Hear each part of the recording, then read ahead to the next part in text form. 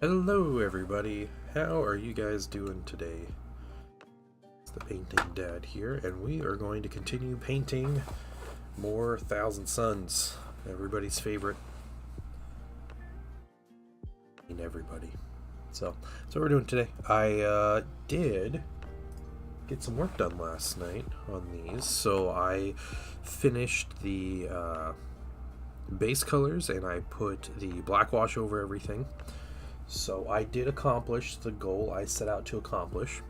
So now my next thing I need to do, we're going to start on highlights today, but first I do have another wash I need to put on. It's not as big a deal, but I am going to put a wash over all of the gold, and I'm using a flesh wash, specifically flesh wash from Monument Hobbies, and we're putting this over all these colors just to get sort of a like a coppery kind of tone out of the color.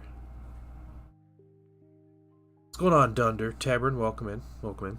Thank you. Thank you for the compliments, guys. I'm hoping to run these next weekend. We're doing a little hobby event at my local store. We're doing a Zone Mortalis, I guess, event or games or whatever. So Breachers are kind of the appropriate choice for Zone Mortalis. So I figured that'd be a fun thing to run. Kopash is cool, yeah. What's going on, Night Trap? Chilling on YouTube, hope you're doing well. I've often had thoughts of, like, what would I change if I started this army over? And I think the big change, two changes I would make. One, I would find a different red to use, just because this red is so many steps that, like, when I assemble minis, before I can, like, put a brush to them, my airbrush work, it's like 2 sessions of airbrushing at least, and it takes, more than 24 hours to deal with, and so it's just a lot. It's a lot to just, like, start the minis, and I can't, like, really correct colors that easily if I want, so it's difficult. So I would change my red, and then I would also change my gold. I wouldn't use gold, I would use bronze. Bronze just looks better and more grimdark than gold does. So, and red and bronze is really good looking. There are a lot of people out there that do red and bronze for their Thousand Suns armies, and I think it's awesome. What do you think might be the downside of a ranged focus army? Melee. Right? You get into melee and you're kind of out of luck for the most part. You're talking about, like, Heresy specifically. I do think ranged armies have the advantage in Heresy, or even in, typical, like, sci-fi games. It's always a little more ranged heavy.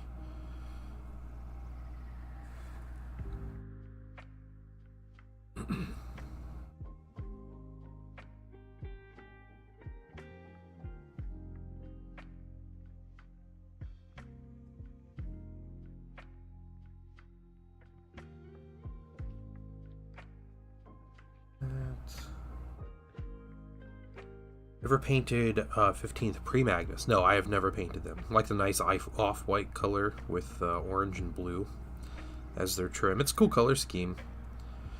Definitely would not be something I would want to paint, though. Not my cup of tea.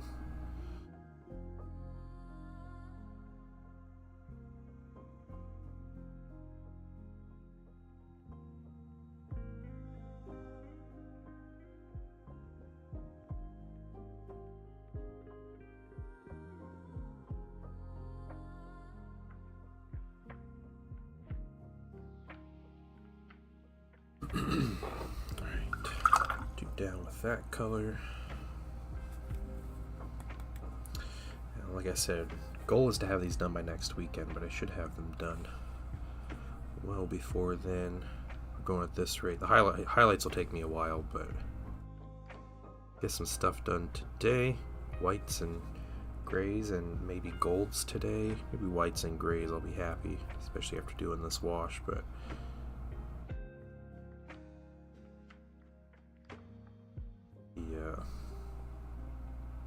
highlighting the red is where all of my time is going to go on these minis, because it just takes 20 plus minutes per mini, regardless of how fast I'm going.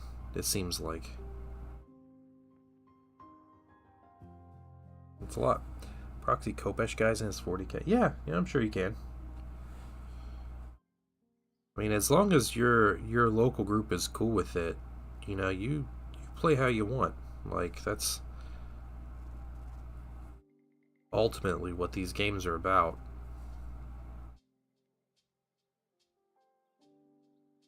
What's up, Band of Goblins? How you doing? Yes, red. Red is a color present on screen right now.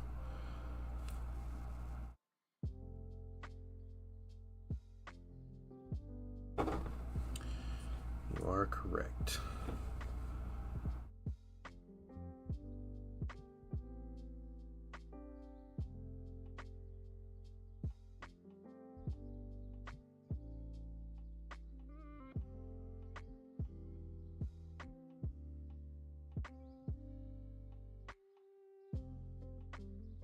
What color are your Thousand Suns? They are red. If you want to know the exact paints and stuff I use, type !red, and that command will bring up my recipe for painting red.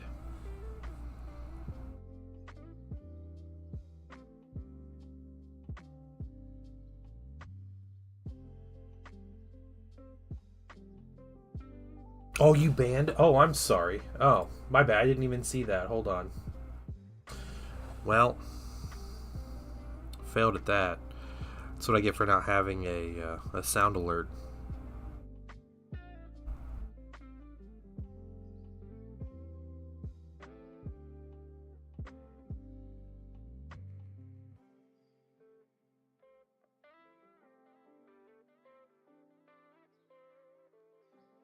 Hey, Jaded, what's going on?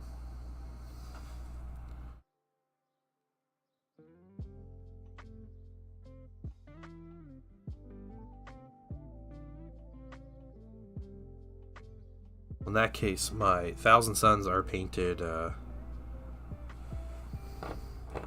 gold, white, and a primary color that is not blue or yellow. Depending on what you consider primary colors, it may not be a primary color. It might just be a mix of magenta and yellow.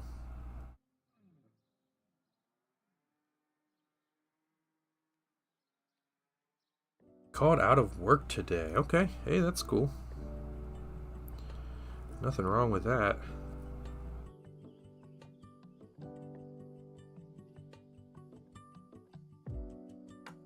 Coffee and intercessors, that sounds amazing. I am drinking water and painting breachers.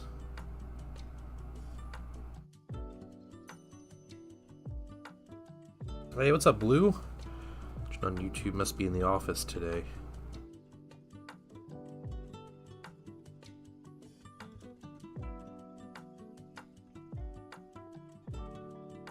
It is cold, yeah. When I woke up this morning, it was -7 degrees. It felt like -17 or something. And yeah, it's warmed up, but it feels like -4 or -7 right now or something like that. I have 3 different ways to check the temperature, and all 3 are completely different.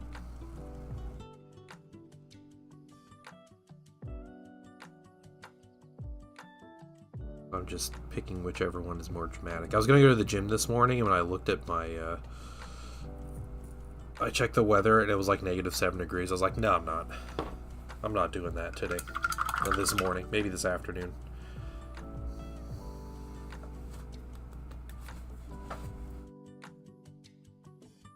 Ice built up on the inside of my tires. Shook me apart. Dang, that's crazy. Okay, I've never had that happen before.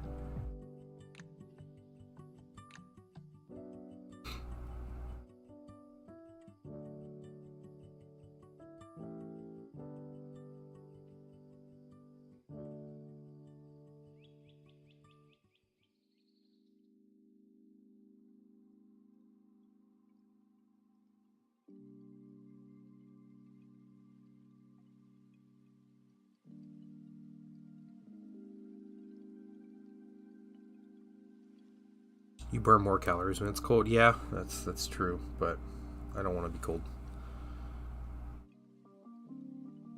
But yeah, I don't need to go to the gym. It's cold out, so.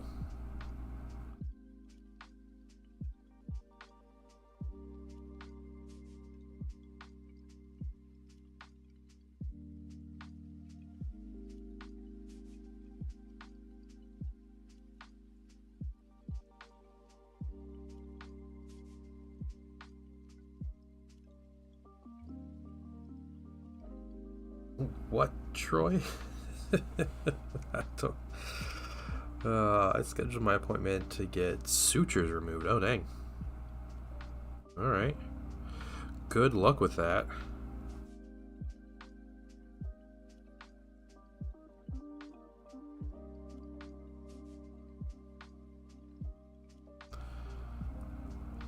So I woke up. Opening out. Yeah. You know, no one wants to go outside when it's cold. Terrible.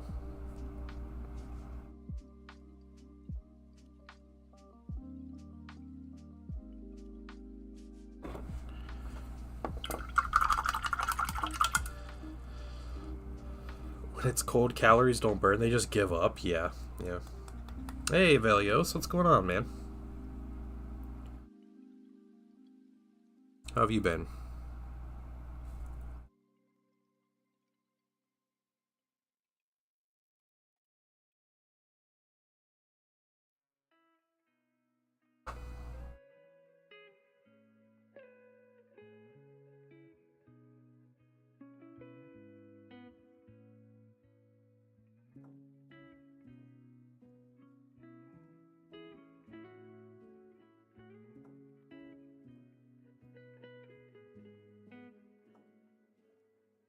Alive, yeah.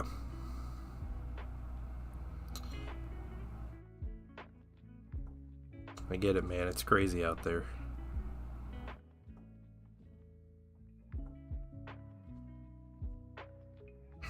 When it's cold, you just give up and stay in bed. Yeah. That's all I wanted to do this morning. I was so warm in my bed, and I was like, I don't want to leave. It can work. Alright, Blue.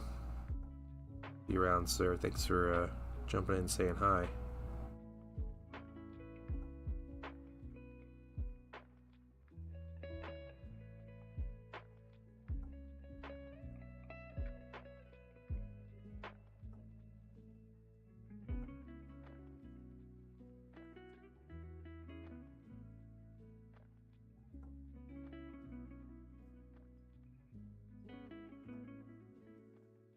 I'm painting. That guy's a little Sergeant Mini, but I am painting some breachers today. Joining the club with like all of the local people. I feel like that have Space Marines are painting breachers right now of some variety. So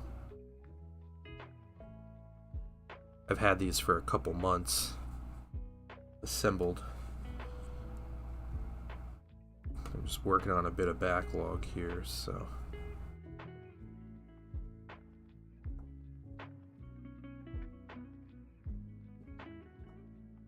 Greenleafy, okay.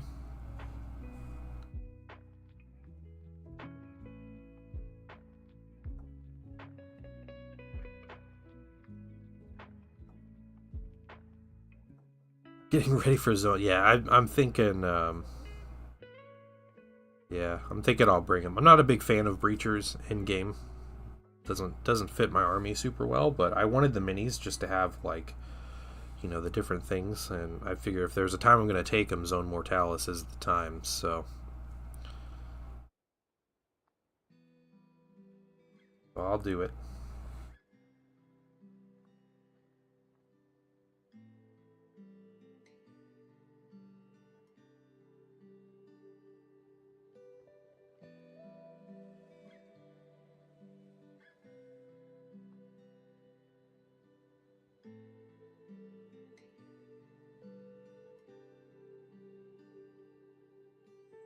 Not a fan of breachers. They can go up to T7. How do they get up to T7, curiously?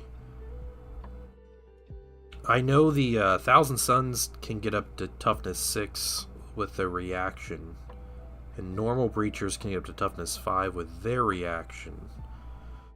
But the only way I'd see T7 is combining the reactions, but you can't combine reactions.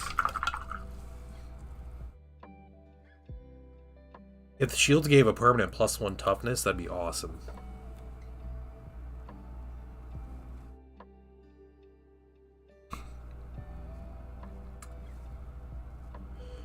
Really good at creating and taking breaches. Oh yeah, alright. Dang, gives me ideas now. Velios, thank you. Thank you for that.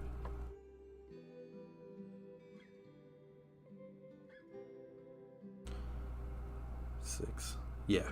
Still, yeah, toughness 6 is really good, but then again, like if I really want, I can get toughness 6 tactical marines too, you know, with better shooting, and they don't have an invuln, so that would be the downside, but they have better line and better shooting.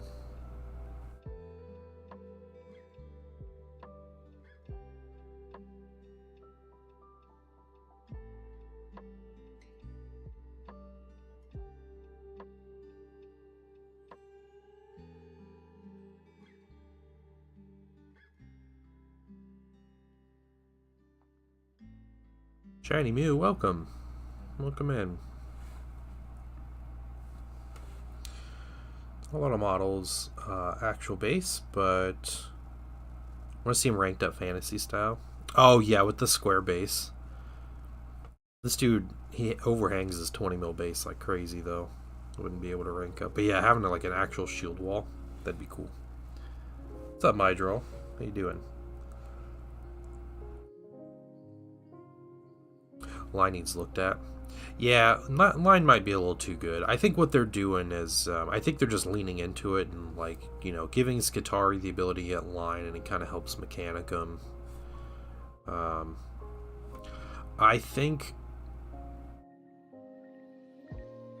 don't think I would argue against line being too good, but I also think that so many factions use the same tools that I don't think it's like a problem.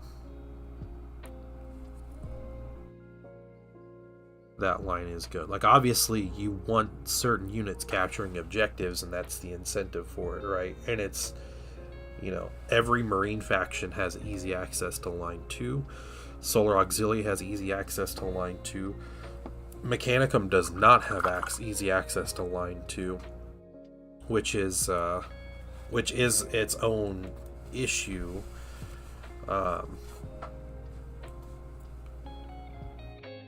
But, you know, you have, I think even Militia might have line 2 as well. I can't remember if Militia get line 2. I don't think, no, Demons can get line 3, so, whoa, Mydro, you okay? You okay there? Needs a limit on objectives. Yeah, you know, they talked about something before the edition came out that I really liked the idea of, and I haven't seen. I'm not deleting anything. No, it all stays up. Oh, the Custodians are all Vanguard. That's true. Yeah. Well, I remember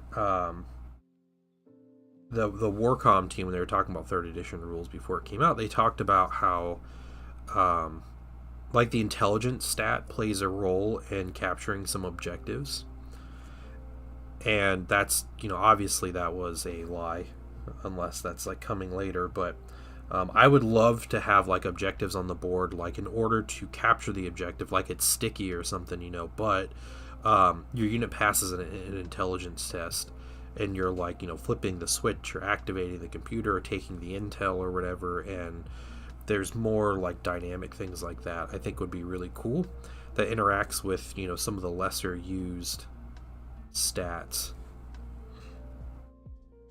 You know, that might not interact with line, or maybe line can just be a buff to that or something, but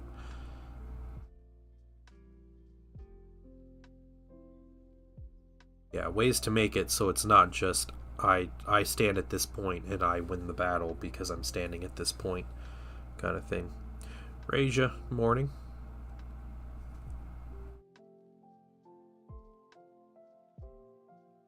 I thought Custodies were really good with their PDF. It's just the...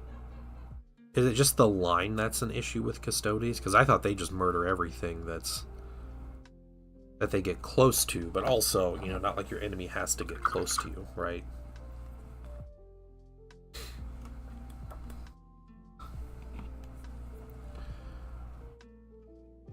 Yeah, Vanguard on everything can be... Yeah. Vanguard, I think, is really good with ranged units. Talking about Horus Heresy. And Vega on YouTube is chatting about they went to an event as Custodies and Heresy and kind of got wrecked every game. Don't test the console to disable it. Yeah, that'd be cool. Yeah, that kind of stuff. That kind of stuff, Avelios. Yeah, like, you know, maybe Zone Mortalis is the place for that, for like more, yeah, intelligence, opening doors, relying on the tech guy to do the things. PDF is sad. They died of volume fire. Okay, gotcha. Not bad then. I don't typically follow Custodies. So I remember, I think, like, on first glance, people were like, wow, this codex is, or this PDF is broken, it's so good and all this stuff, and then, you know, I didn't really care to follow up with it. But it's too bad. Hopefully their book is a lot better, though. Yes, Mydrall did roll his face across the keyboard. I think he fell. Did your cat jump on the keyboard? Do you have a cat?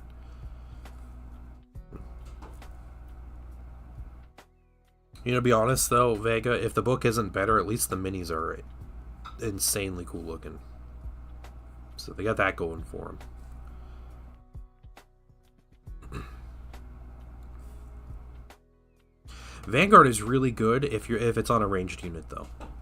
Thing is, like, Custodies don't have the best ranged units either, so... But I think I have found that, yeah, Vanguard and guns is the way to play that rule. Like Terminators and stuff like that, like gunned up Terminators, that's the way to Vanguard. Your Custodians from my head sounds like the army that'll table you and lose doing it. That's funny. Pushing Thousand Suns all Saturnine, but now I'm Sons of Horus with just staring for Adepticon. Oh, cool. Alright. Well, Sons of Horus are probably not too far out from getting plastic minis, so...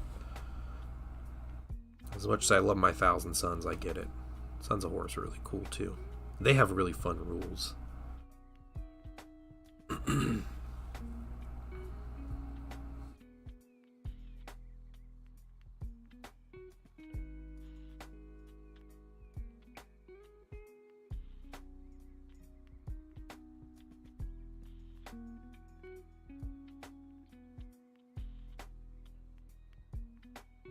Stuff in Discord. Oh, cool. Okay. Take a look at all three of those. All right. Give me a minute.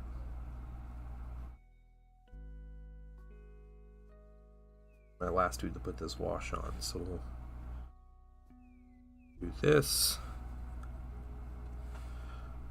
Finish up this little wash, and then we'll jump into highlights after we check out your minis and such. Dusty look on the goblin was intentional, okay?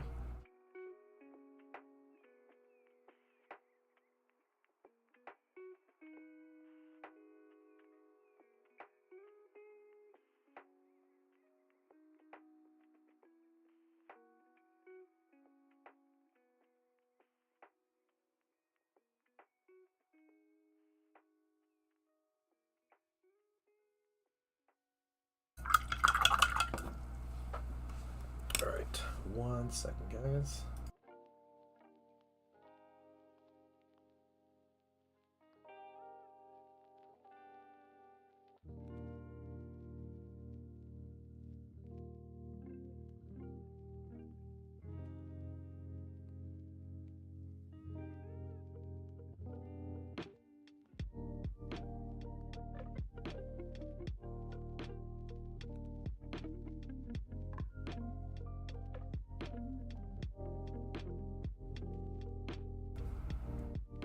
All right. What do we got? Where's my Discord? There's my Discord. Okay. Shiny Mew.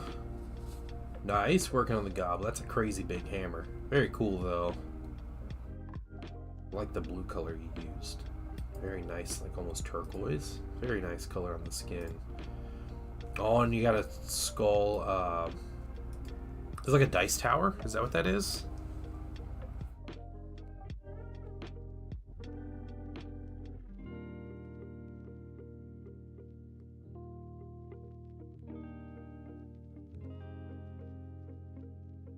Nice. All right.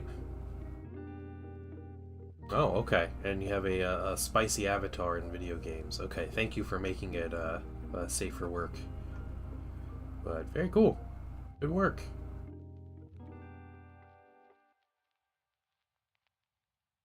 Great stuff. I have a dice box. I do not have a dice tower.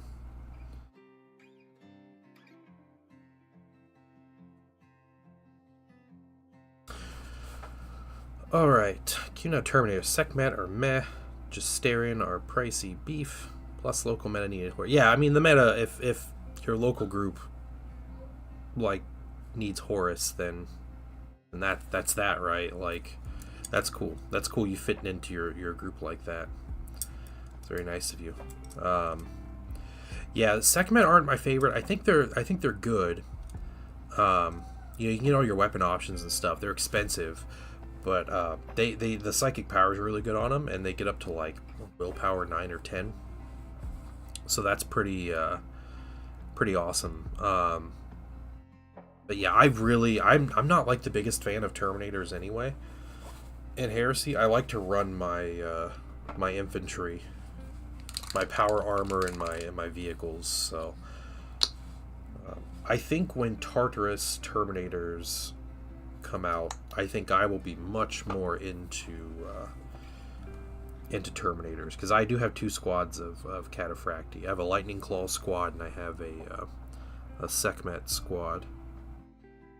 And I definitely run the Sekhmet a lot more, but a lot of viewers have their names on Sekhmet bases, actually. So we did a thing. I guess it's still going that if you donate money or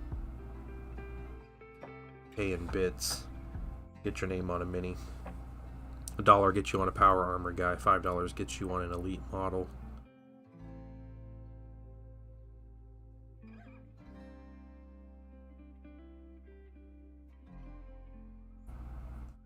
And $10 lets you name a vehicle. But yeah. So pops it into the eye sockets. Yeah, it's cool. Yeah, I like that. Yeah, and Thousand Suns are much more of a shooting army anyway.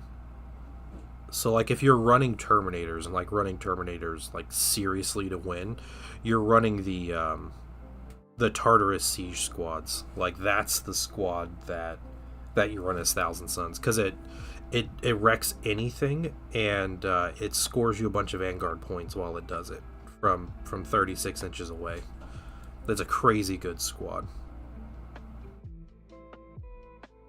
And if it happens to get caught in melee, it'll kill anything, or most things that try to jump it in melee. So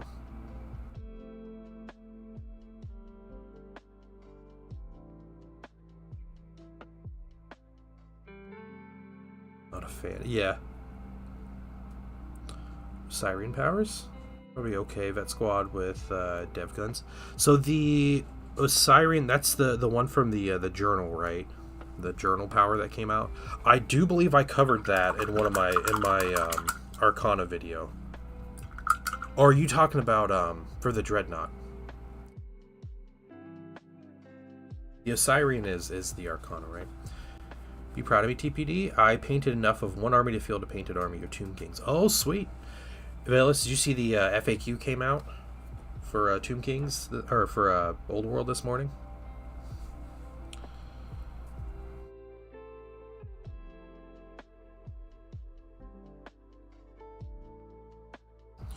Yeah, the way I play tabletop games, I'm very much not a fan of like Death Stars, like putting all your eggs in one basket. And Terminators end up doing that a lot of the time.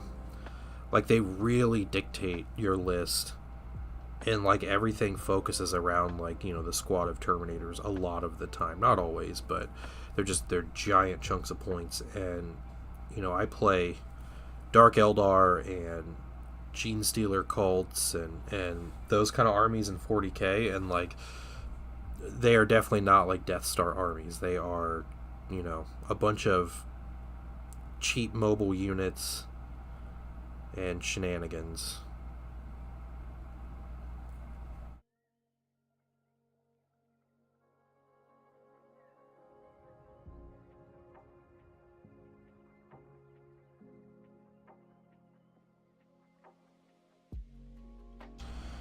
I think it's a power that opens up some new interesting ideas. Yeah, so the Osirian power only works on certain units, which are, it's like dreadnoughts and then the Saturnine keyword basically. Um, I did a video on that, and I think I actually ran through the math on like, because it restores wounds, and your likelihood of restoring wounds compared to like the chances of perils and losing wounds to perils. So yeah, I do talk about it. I think it was like the second or third video I did uh, gets into it.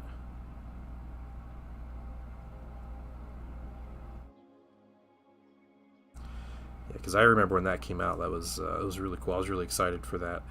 I tried I tried that discipline once or twice on a dreadnought, and in my actual gameplay experience, it made no difference.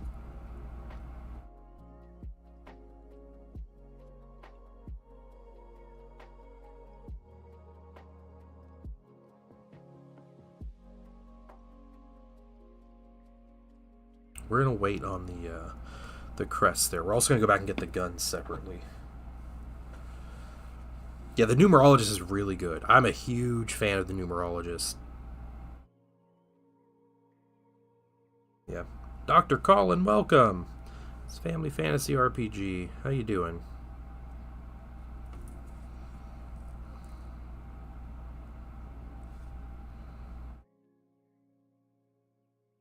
Yeah, I think Tomb Kings, with the new update, they had a couple nerfs, but then Chariots got buffed, I think. Undead rules got nerfed though, which I didn't even know that how people were playing it. I was playing it the FAQ way all along, where you can't regenerate the unstable wounds you suffer for losing a combat. That's the FAQ, says you can't. And I've been playing it that way. And I guess I shouldn't have been. I should have been playing it the other way. But it's all good.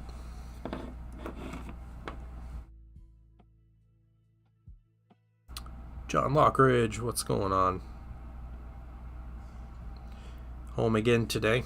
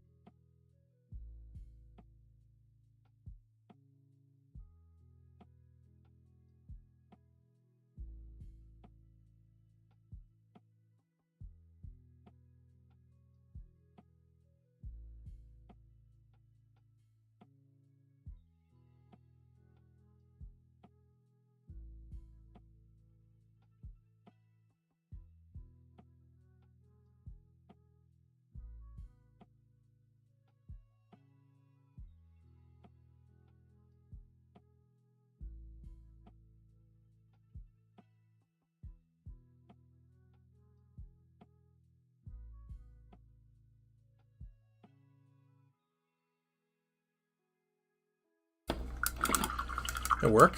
Feeling a little better. Okay, okay. Yeah, still super icy. Yeah. I went to the gym yesterday after stream and it was miserable. It was cold. The roads are icy even up here. It's just like snow that's all packed down. And then I gotta do a couple things on his tabard thing, so I'm gonna wait on that. But yeah, and then the gym was super busy, and I was unhappy. Yeah, it's permanently off. Yeah, you cannot regen unstable like crumbling anymore. It is officially a thing. And it's funny because I was reading some discussion on it, and people were like, "Oh, they just nerfed undead," and I was like, "Is that you guys are playing it like that?" Like I didn't realize that was like a thing. Yeah, there was another rule they changed that, reading from I've been looking up like Wood Elf stuff, and Wood Elves supposed to get a bunch of buffs, and they got buffs, but they're kind of meaningless. But people were talking about how they were nerfed. Wildwood Rangers were nerfed from the FAQ, and what they nerfed was there's that new pressive battle rule or whatever, where infantry can, like in the second rank, get to fight. And when people were taking casualties, they were taking models out of like the back ranks who got less attacks. And the FAQ said, no, you need to take models out of the front rank first. Like the models in the front die first. People were like, well, that just nerfed my army. Like, who's playing it that way? Like, there's no way people were interpreting the rules that way. And like seriously thinking that was like how the game was supposed to be played.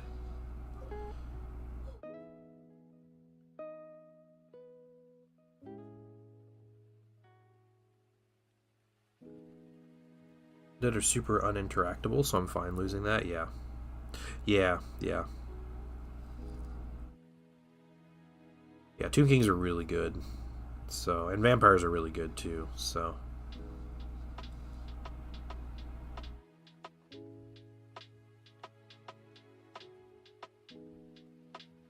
It makes sense.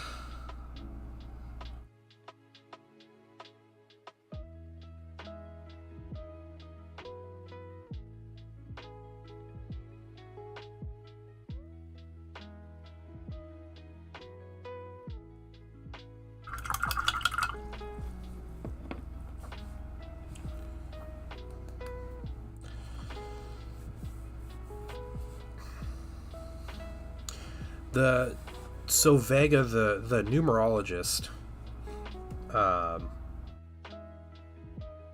what's great about the numerologist is they come with the divination power, right? The precision power. And your numerologist is normally going to sit around vehicles. So the Arachne isn't great. It does put out a lot of firepower, but in my opinion, I've tried it a couple times. And one game it was slaughtering a rhino a turn. The other game it did nothing. Now, there's one game I played where I was targeting Terminators with it, and it killed like twice its points in Terminators, which was pretty cool. Because it would just breach, and you fail an invuln and a Terminator's dead. But the numerologist is great because he repairs vehicles, so he's a tech marine. And that's awesome. That's a huge ability. It's a really big deal in the game to have a tech marine or anyone that can repair vehicles. Like that's big. But then he also comes with the divination power with precision, and you can target vehicles with that power. So he sits around the vehicles, and then he targets a vehicle with precision, like the Arachne battery, which is I guess that would be a good target of that, because it throws out like 10 shots that are 2 damage and breaching and stuff. So you get to choose just to put all these shots kind of, or multiple shots where you want. It's really nice. I've heard of people putting on a Cerberus, giving precision to a Cerberus, and then just sniping Primarchs, because that's a thing. You can just snipe Primarchs now. Well, they buffed our chariots. They're already good. Yeah. Wish you had different facing arm wounds taken from the front ranks. Evelios, yes, but there was some workaround that people figured was officially part of the rules and are mad that it's not. Isidore, what's going on? Took the planet fall? So I had 2 and figured it could shoot at rhinos. Oh yeah, okay. Oh, that's cool though. Yeah, yeah. No, two arachnes are really cool. Yeah. The biggest problem with the arachnes, they can't move, which is an issue, but they have a huge footprint.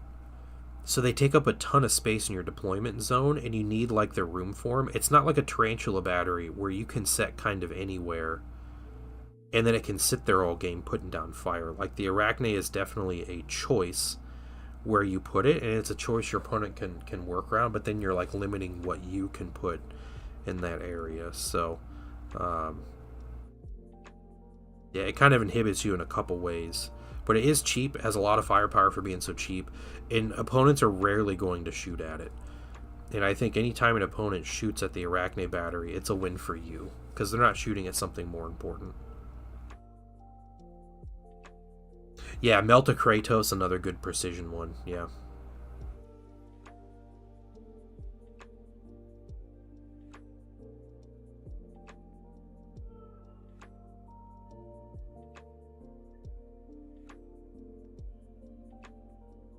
Yeah, so having extra psychers in your army, especially when you're not having to buy a librarian to get those divination powers, it's really good. And the guy just wants to sit back there by the tank anyway. You know, put him on a yeah, like a man, like next to a glaive or something. I guess the precision won't work as well on a glaive, but if you give it a laser destroyer battery, yeah, the precision's going to be incredible on that thing. It'll kill a Primarch in a turn.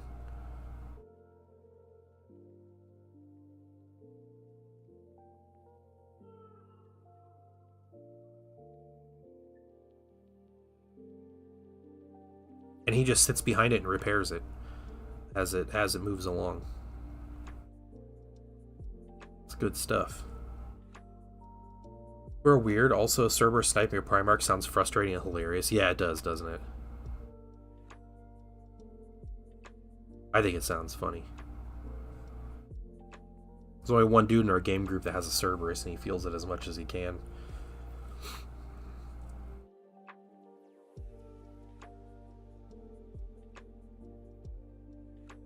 Mark II's looking nice. Thank you, Isidore. Appreciate it, man. What are you up to today? Good. Played Pathfinder with friends and your wife. Afterwards played Trench. Dang, that's a productive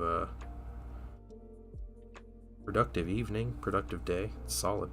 You getting that bingo card filled out? Is that what you're working on? If I can get these guys finished by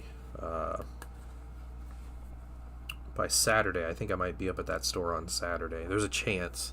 Teaching a game of Heresy to somebody, and I'm gonna show up with just a whole bunch of things to get my bingo card stamped. 600 point sniper, yeah. Typhon's over too. Really, okay. Typhon's punk. Keep forgetting about it. Yeah, hey, just take pictures of your games and then go later, right? 12 Basilisk is peak list building. I agree.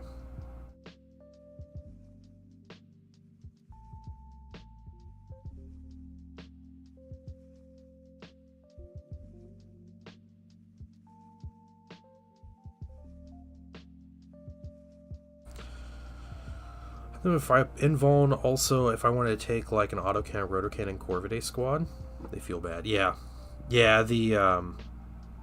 the Corvidae weapon teams do feel pretty bad. I agree. I'm gonna bring a Corvidae plasma gun squad, like an Aether Fire squad, to the Zone Mortalis event, because I know some of the people coming to this thing. So, all right, have a good one, Isidore. Thanks for stopping by. Yeah, get that.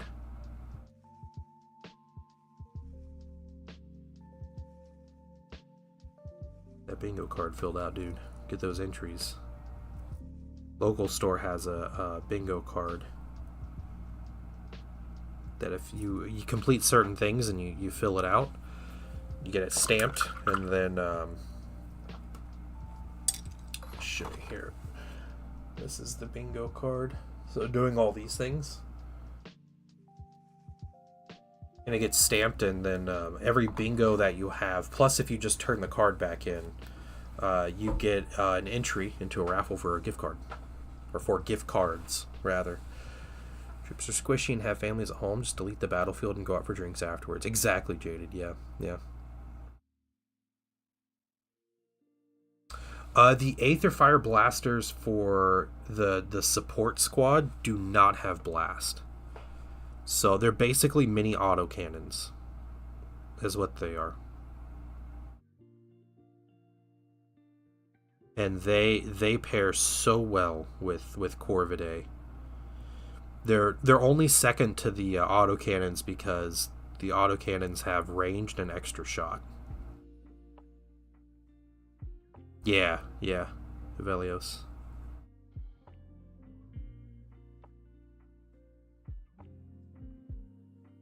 It's through March 31st. That's how long they're running that.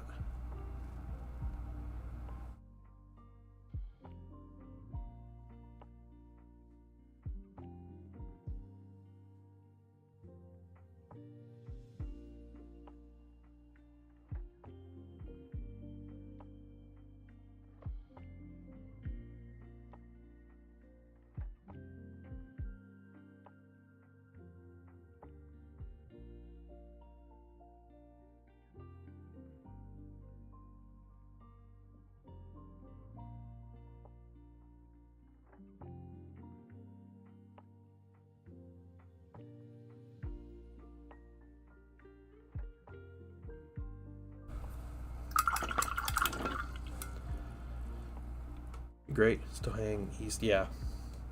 Oh yeah, yeah. Same here. Like I'm at the other one more often, just because yeah, it's it takes me a third of the time to get there. So not going to stop me from trying to get free gift cards for doing things I already want to do. So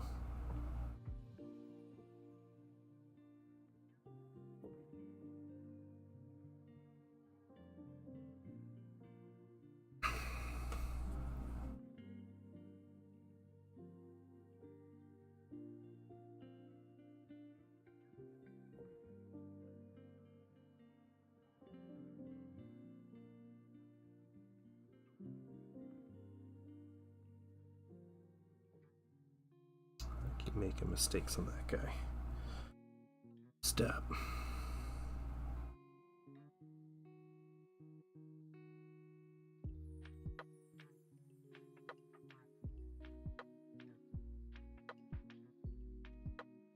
Go and we'll get their guns here in a minute.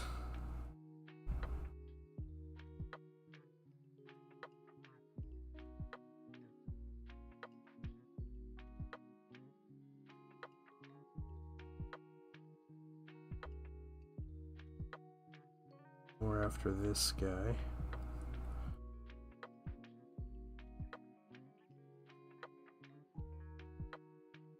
Hey, Star Laser, what's going on? What are you guys working on today? Anybody painting anything today? Doing some hobbying?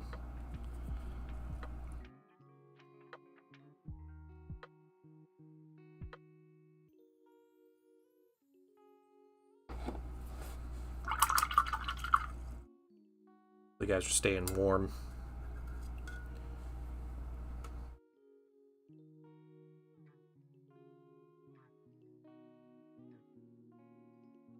Finished packing up. Morning orders. Nice. Don't tip me out. You don't need to work, Mindro. What's next on your paint desk, Mindro? It looks like you finished your Tomb Kings, right? Or do you have more you got to do with them?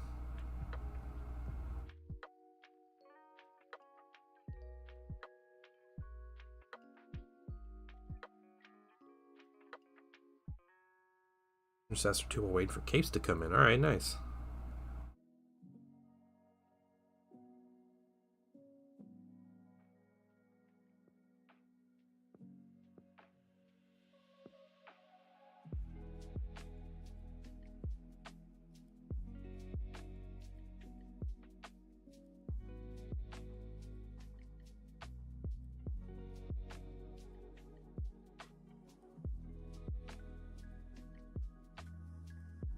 Aslan, good morning.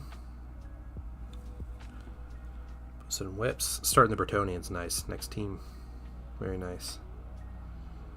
Look here in just a moment. Sweet, we got that.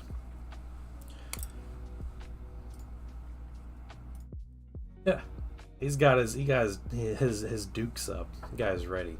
Red and black is a great color scheme on those, though. It's very nice. So taking a break before swarm painting starts. Trying to beat a video game. Oh, what video game are you trying to beat?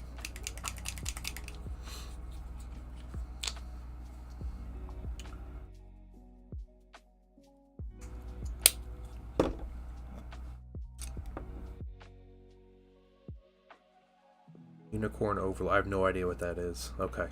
Alright. I had in my head a great idea. Have redeemed for the team. You can redeem primary, secondary, or blazonry. Very Night Square combo. Oh, cool. Okay. Okay. So, so they're all different colors. It's just your chat is kind of determining the colors then.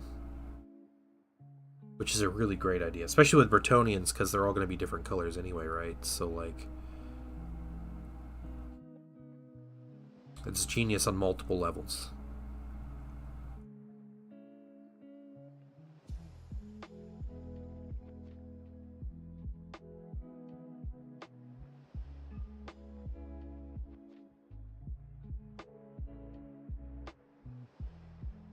I was playing more Thronefall last night before I started painting. Guys, I just want to let you know, I painted more last night, I think, than I have any particular evening in the past, like, 2 months. So, it was moving. On the Aetherfire, it's just the blaster. It doesn't have the blast from the Tac Support Squad. Yes, that's the one, Vega, yeah. It's the 2-shot, Strength 6, AP 4, 2 damage, breaching 6 up weapon.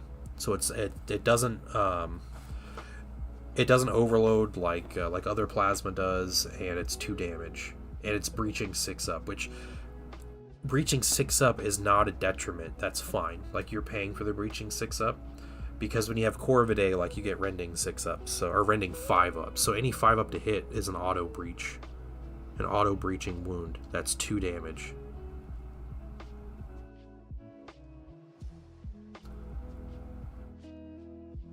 It's crazy good. It just gets overshadowed by the autocannons, because autocannons are better in every way, even though they're more expensive. But autocannons are literally, you delete a unit of 10 Terminators when you shoot with the autocannon squad, so. Or you pick a Dreadnought on the board and it dies. Or that Primarch better hope it's not standing in the open without a squad.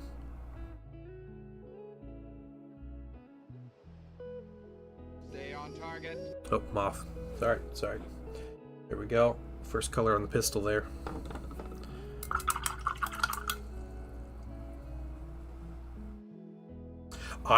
So the first time I tried the plasma guns, yeah, support slots are by far the most needed, or the most desirable, but logistics support and buying Centurions, like, it doesn't bother me. Like, I pretty much I'll run 1 armored support detachment, I'll run 2 or 3 support detachments, and then otherwise it's the Prospering Convocation. Because the Prospering Convocation gives me prime advantage tactical squads, which is like my favorite thing. You get an elite squad, you get the heavy transport, like you get all the things in one with the unique Thousand Suns detachment. So yeah, Dreads being like lackluster is disappointing. I love Leviathan Dreads, and I have one and I love it, but it's really not great.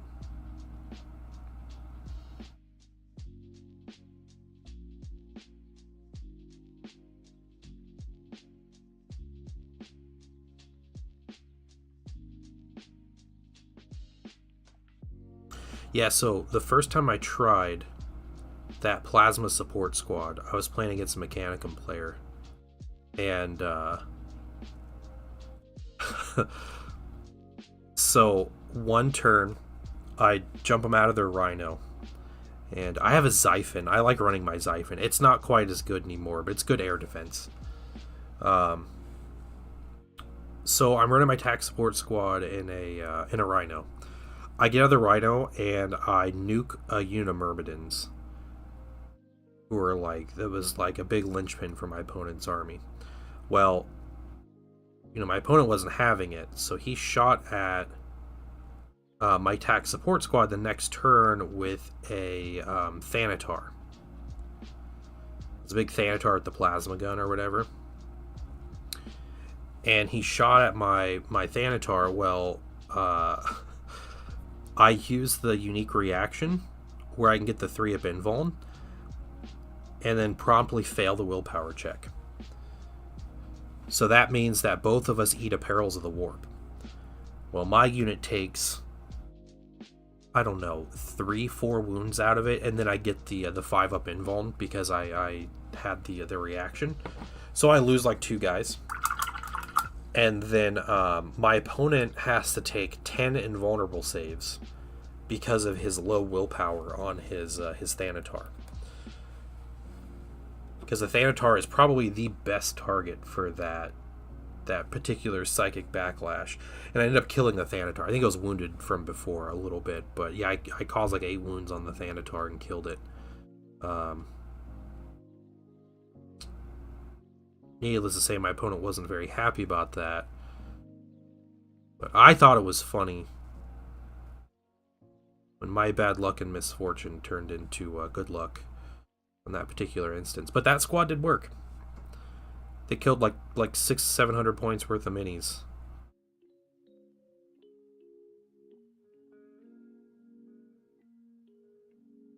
Leviathan with Corvidae has breaching 5-up, heavy 5s, 10 shots. Hold it.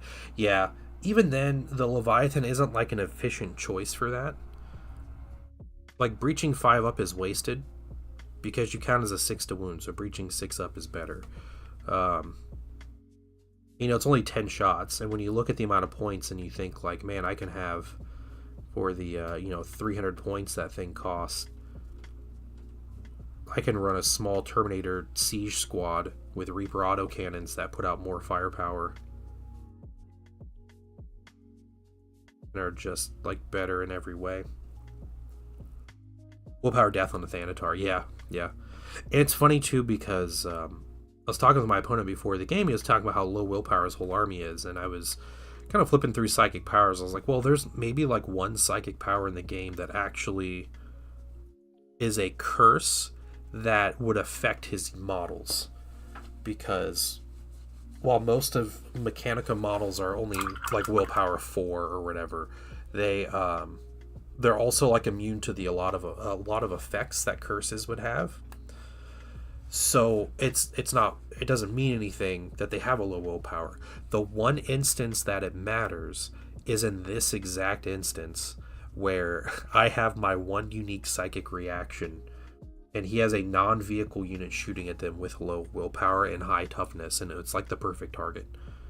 Like, a Thanatar is the most vulnerable to that particular reaction failing willpower thing.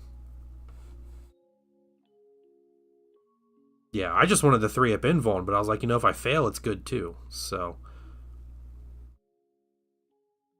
and that was the Thousand Suns big reaction in second edition as well, and it was always pretty worthless. I think I ended up using it like once or twice, and it never did much for me.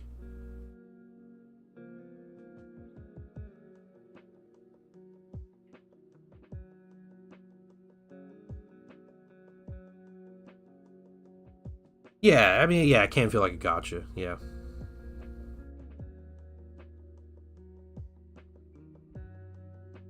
At least it's not once per turn or whatever, like the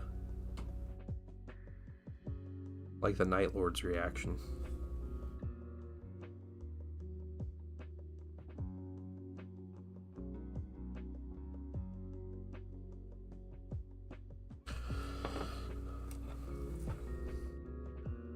A funky unit, especially when you legend it to a Tech Marine. Yeah.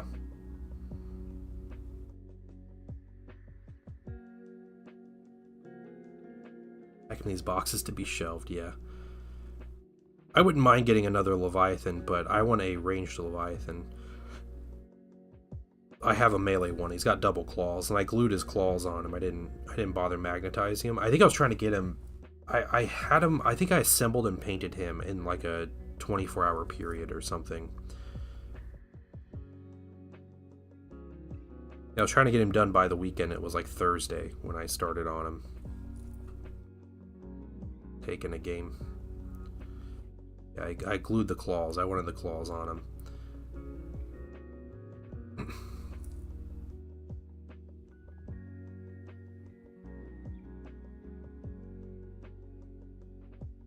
I remember back in the day when monsters in Warhammer, including dreadnoughts, like if they like got near a vehicle, they would just wreck it.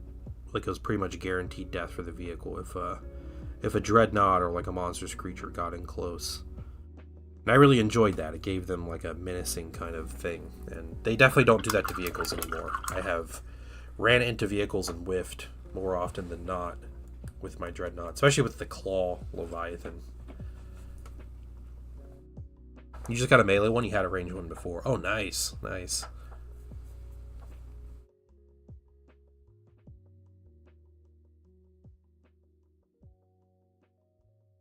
Yeah.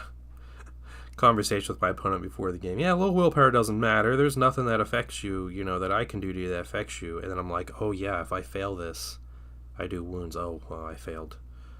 My 2d6 on a 9 up.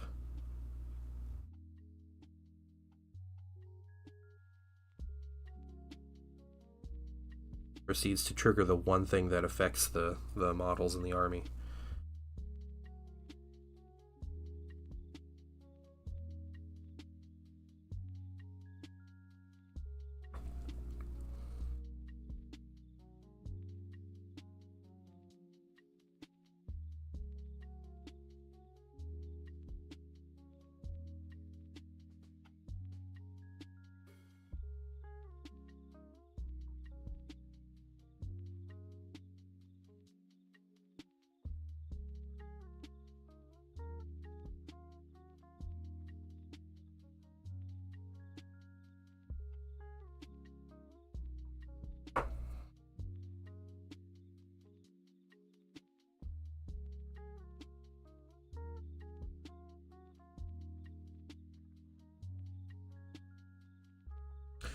Thousand Suns army with no rubrics. Nice.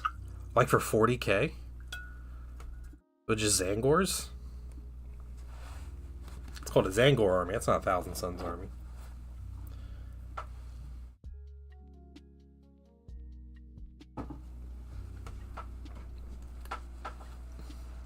Also, something funny, Avelios. That particular Thousand Suns reaction, that is the Prospering Spireguard rule.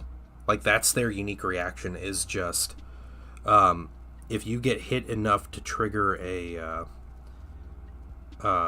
panic check, so you take 25% casualties, you just auto fail. But instead of getting a panic marker, you just trigger the warp rupture, and that's just what you do on both you and the enemy.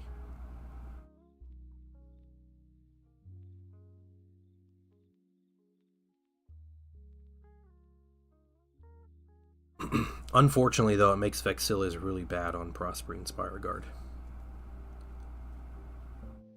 Sekmatter's still rubrics, right? I mean, I guess, not technically the unit. It's not the rubric Marines, but they still are under the rubric A. But yeah, you're doing all Terminators. That's cool.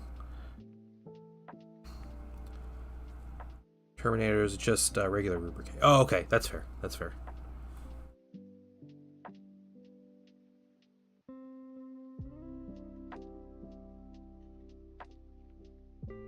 I really like the rubric Marines, though. I think the models look great, but I understand. Thousand Suns are a pain to paint, and any way you can reduce those numbers is going to be helpful.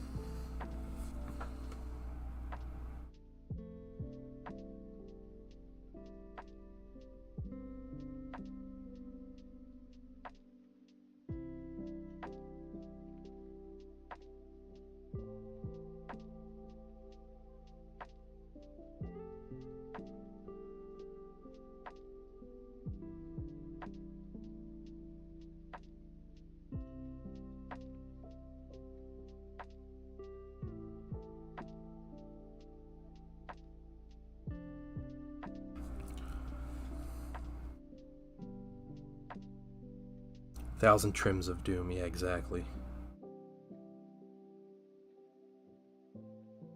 One of these days, I want to buy a Rubric squad and turn them into a unit of veterans for my 1,000 Suns, but not this day.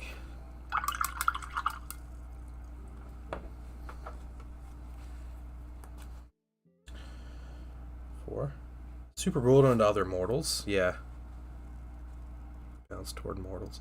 I mean, I've used it, Evelios, I've used it against dreadnoughts, and it blows up dreadnoughts.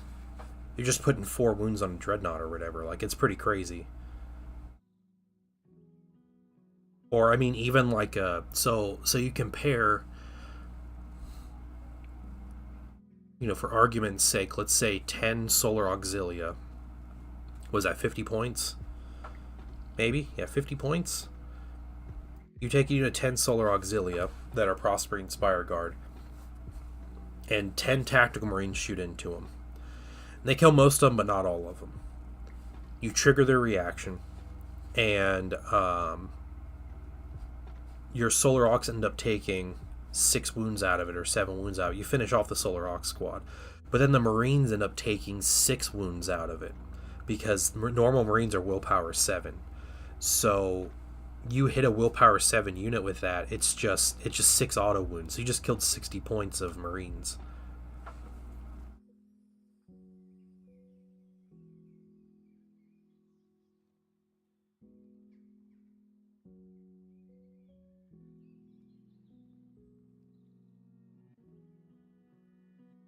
Probably not worth it on big blobs of 20 models, unless you like really need them to survive a lot. But spamming a bunch of 10-man squads to use that reaction and working around it, I think, might be the way to go.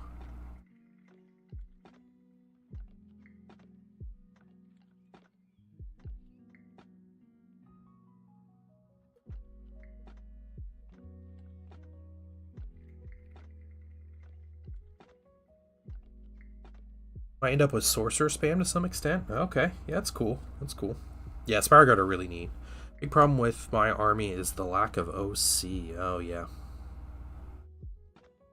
Yeah, because Rubrics are the objective holders, right? In 40k. Why not take Zangors? Zangors are fun to paint. Or a Cultist, right? Can't you get Cultists? They do shenanigans on objectives, I think. Rubrics do a lot of things? Okay.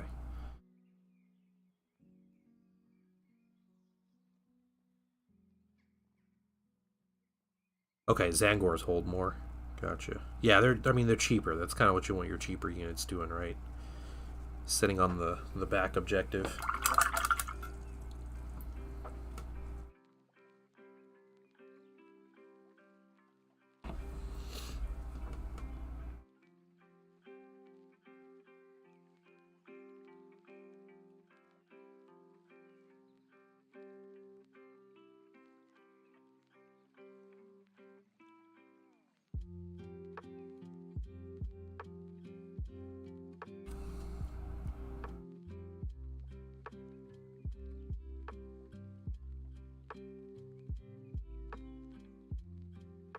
Zangors only match Rubric OC under certain detachments. Okay, and they don't have cultists anymore. Oh, that's lame. Alright.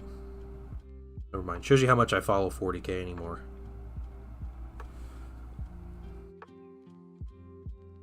I was reading about demons.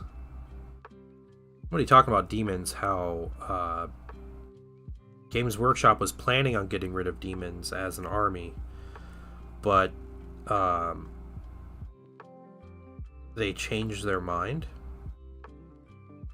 and they probably kind of like with Deathwatch, like they're not getting rid of them. They might get their own thing next edition, own codex or something next edition.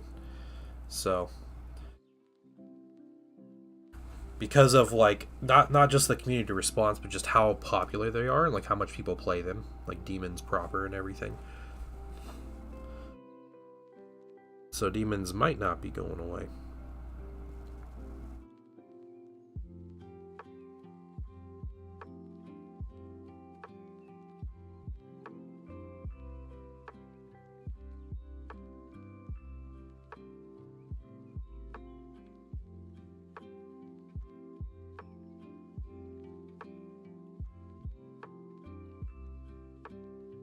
They doubled down and released World Eaters, yeah. Students need a full rewrite, yes. Do they need more non-character news? Despite... Yeah. It seems like people are still winning with them. Like, they seem super popular still.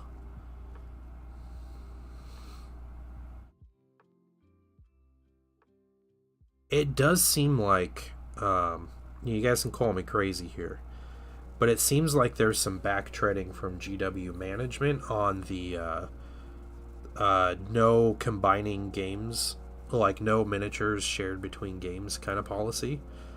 That seems to have been slowly kind of... I don't want to say they're necessarily... I guess they're moving away from it slowly, it seems like. Or they're dialing that back, I guess.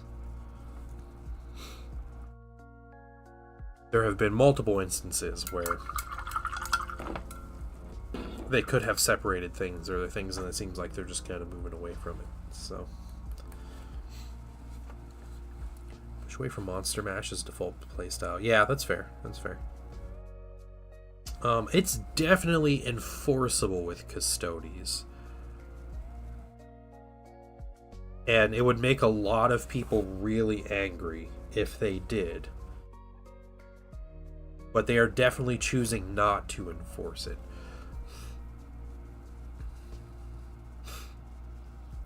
Yeah, too much nerd rage. Yeah, exactly.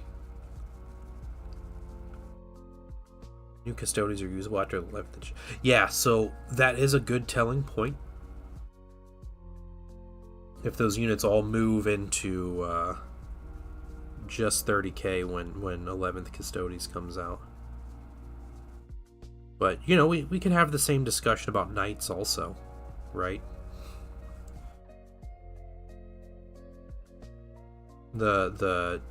All these Knight models, there are some 40k and some 30k specific ones, but in general, they're all usable between both games, and that has not changed. Even when some of the new Knights have come out, like the Cerastus Knights and everything, like, those are usable in both. They actually put those in the new codex. If I'm not mistaken, they weren't there before, until they got their plastic mini.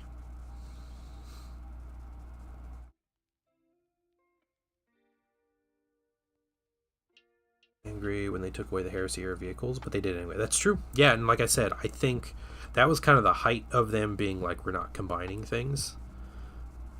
And I think it's been relaxed a bit. I really do. Because, yeah, it was a very serious thing for quite some time.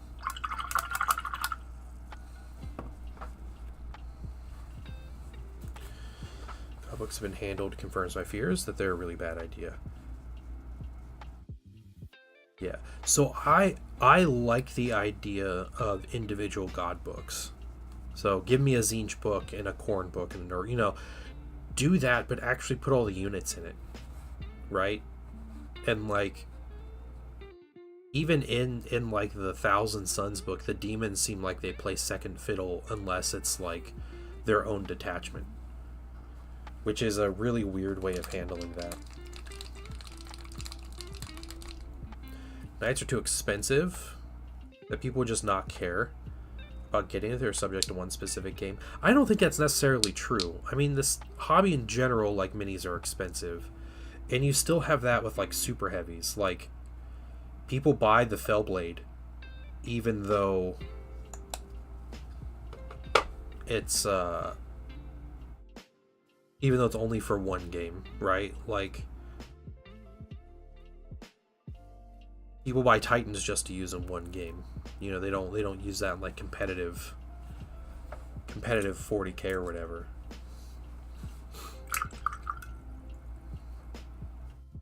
Does Immortals fill the exact same niches? There's no reason to take one over there except yeah.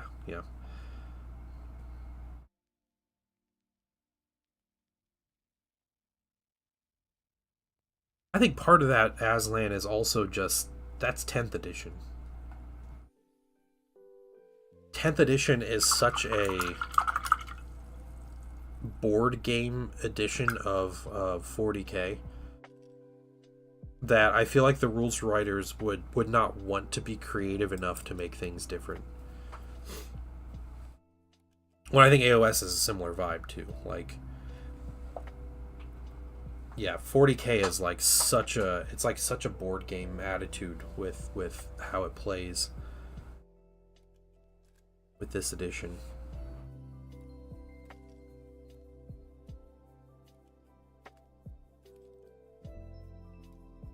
Oh, Night Trap, I completely agree. And Night Trap, it works like that for everything that GW makes. You know, they make one set of demons that's usable in, what, 4 games? Yeah. And, like, obviously, anyone who plays that faction in any of those 4 games are going to buy the demons, right? And if they buy that unit of demons, they have the incentive to buy rules for more games, right?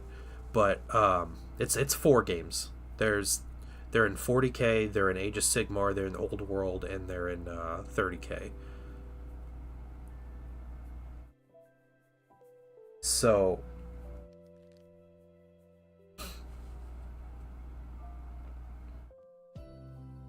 yeah, Old World does have demon rules, and Heresy does have demon rules. Both of those have codexes. Like, they're PDFs, but they're codexes. They're full books. So, what I mean with like a board game attitude, and I'm not saying it's like a bad thing. That's like, you know, I love board games, and that's fine. Um, so you can convert into squares. This is no big deal. Um, what I mean is like 40K at its heart has always been like a narrative game where, like, you know, you have these cool minis and you kind of set them up, and you play out like, you know, this is like a battle that's happening, right? And you're playing that out. And like, obviously you're trying to win, you want your guys to win, you want to kill all the other dudes, but the attitude of the game has always been very much like, we are playing a battle, right? And 40K 10th edition, I think, leaned really hard into the competitive aspect of the game. Not to say you can't make a narrative-based game balanced or whatever, but they went real hard into, like, we have the skeleton that we made for 10th edition, and then we can update this every 3 months really easy and shift things around, and like, everything is like kind of like a puzzle piece that fits in, sometimes very poorly, you know, like when you have a lot of overlapping rules and stuff. But the game is not played with a narrative sense, or it's not, I don't think it's intended to play with a narrative sense anymore. It's very much like, these are my game pieces to play my game. And, you know, like, between that and, like, you know, the L-shaped ruins being popular, and the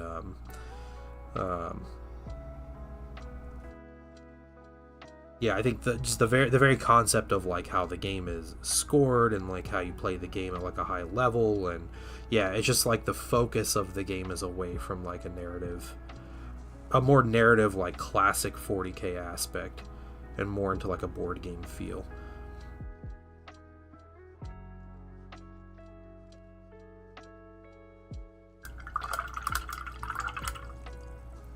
Yeah, yeah. I know Velios agrees with me on that, but match play being default is a downside. Match play is always going to be the default, though. Like, that's just how people play. People play with the match play rules because it has the, I guess, illusion of being fair at its core, and fair means it's more fun for both players, you know, at its core. So I think that's kind of the idea that most people have going into it. I think that's fine. You know, it gives an outline for what is considered a fair game. Yeah, there is narrative 40K. I understand that you can play Crusade. I know people like Crusade, and I have literally met at least a handful of people that have played a Crusade, you know, campaign and stuff, and that's fine. But the I don't think the core rules of the game were not made for narrative gaming. They were made to play a balanced game played at a competitive level, because I think that makes Games Workshop more money.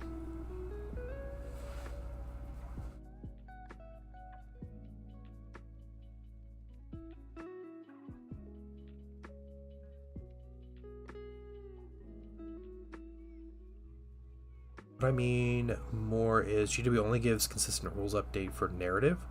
So the only one that people want to play. So it's the only one GW sport. You mean like match play? What do you mean? I don't quite understand what you're saying there, Aslan. No, it's definitely no fun to get shot off the board. And I also think that it's possible to make a narrative game that is also balanced.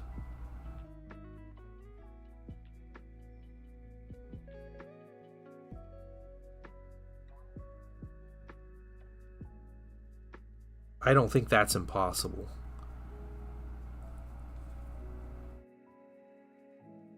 Maybe more difficult when you have a lot more, interesting rules. People find ways to exploit it. And that's kind of just how it goes.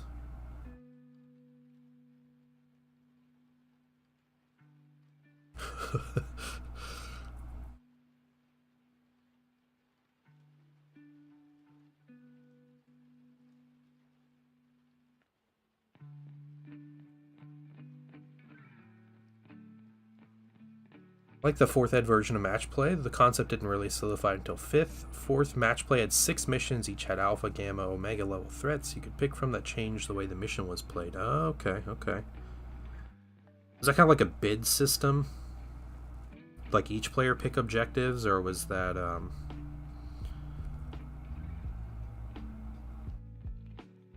not familiar with 4th edition Match Play. I do have 4th edition big rulebook though, but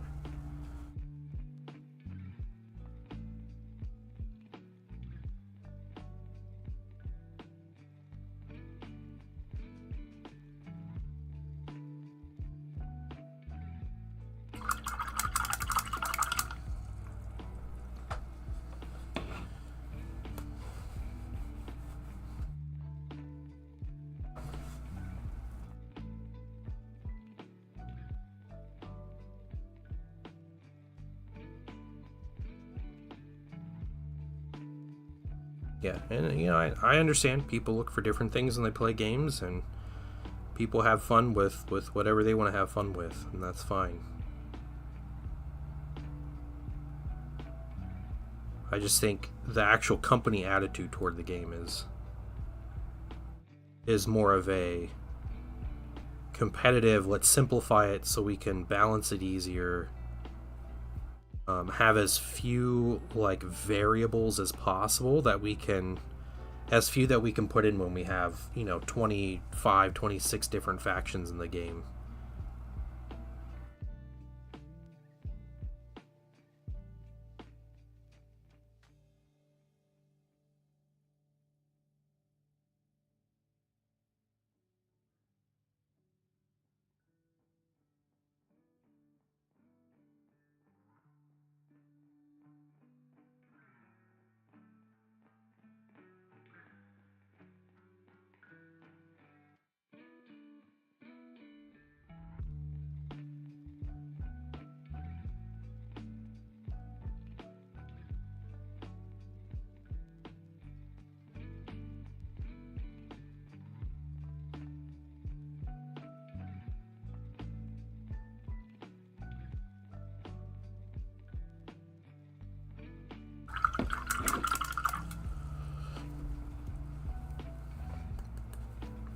Cruising through this white color.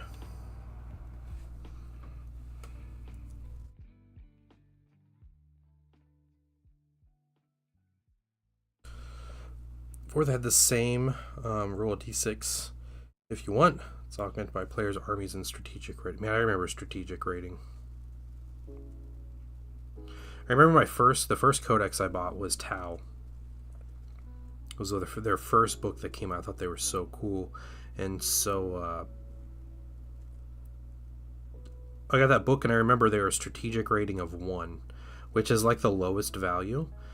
And then you read the lore in the book, and they're like, yeah, they're experts at like ambush and mobile warfare, and like, you know, dumb humans can never like match their brilliance and stuff. And I'm like, what is the strategic rating of 1? What is that? Dude, that Tau Codex is sweet.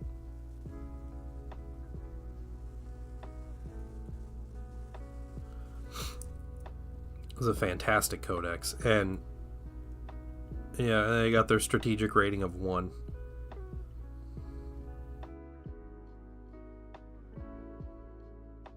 So like Space Marines like 3 or whatever.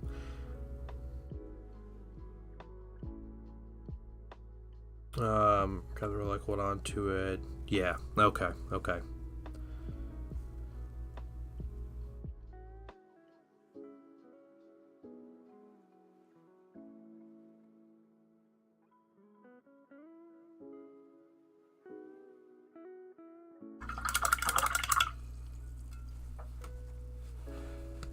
Gonna paint that guy's face.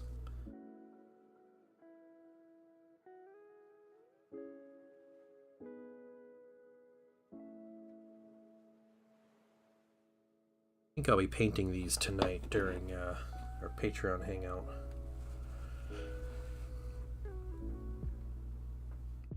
Tau have guns for days, yeah. This was before Tau got all their like super suits. They had 3 battle suits. There was the XV8 Crisis suit, there was the XV88 Broadside. It was a cool broadside too, with the shoulder mounted railguns. And then they had the was the XV22 maybe, the stealth suit?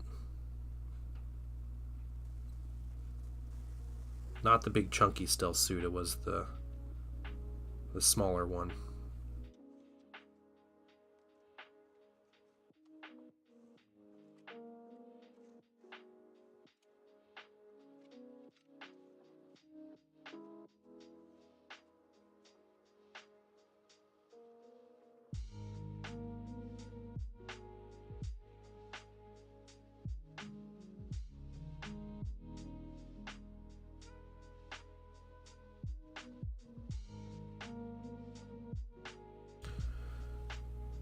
Hey Zen, what's going on, man?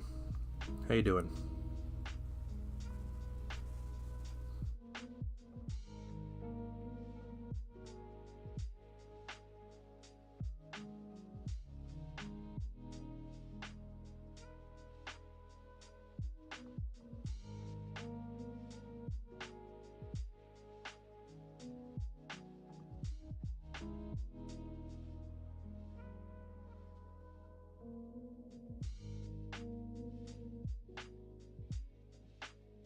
I no longer play Tau. I mean, I was like 12 or 13 when I bought Tau minis. And I had them for a long time. I didn't have a lot. I had like maybe 700-800 points worth of Tau. And yeah, I played other things. I think I got Space Marine Army after that or something. And then yeah, I don't care for Tau so much anymore because their playstyle isn't what I find interesting. So when the Tau first came out, it was like, yeah, they're all about like mechanized infantry and like superior tactics, and the battle suits are like called in for support when you need it and that kind of thing. And now it's like, you know, how many giant suits can you take? I remember First of all, let me take just the lore for the Tau. When they first came out, they were laughing at like humans having like giant titans and stuff because they're like, we don't need that. We just make a powerful gun that can shoot through the titan. Like, that's all we need to do. And then Tau started making their own titan size things. And so you found a website that you can play Gundam TCG. Oh, that's cool. I imagine you haven't slept for 3 days then. What's going on? Honey Star, welcome.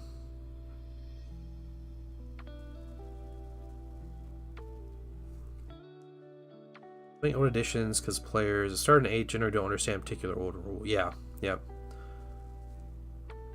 Taking leadership checks so you don't have to shoot the nearest unit. Yeah, it's a classic old rule.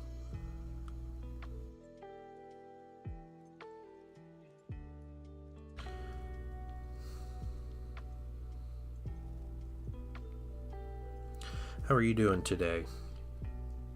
You in the hobby? Paint minis, play mini games, anything like that? We're painting some Horus Heresy Breachers. Love the tile aesthetic, not so much the playstyle, yeah. If someone a Predator class Titan and got scared. That's when you just invent nukes. You just nuke the thing.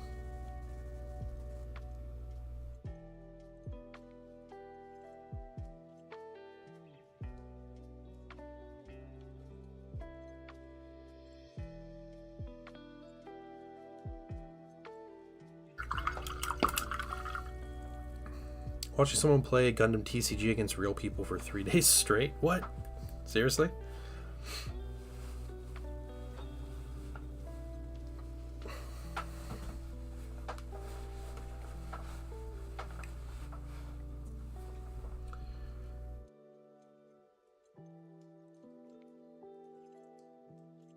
Is that person that you're watching Zen?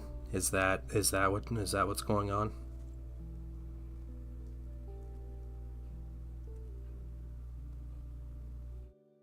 Yeah, okay. I know who this is then. Hello, Honey Star. How are you doing?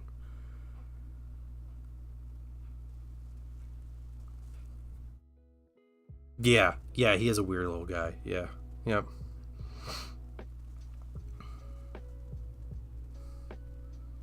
If that guy gives you any trouble, you just let me know. Alright?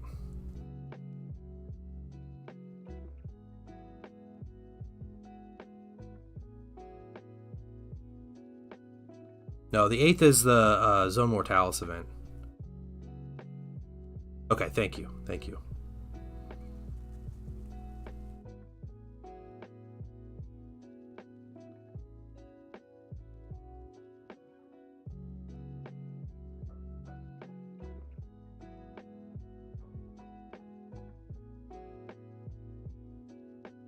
Zen's a bit of a celebrity around here, but he's got his haters too. I don't know where John Lockridge is. I think he actually went to work today, so he's not here to just harass Zen all day.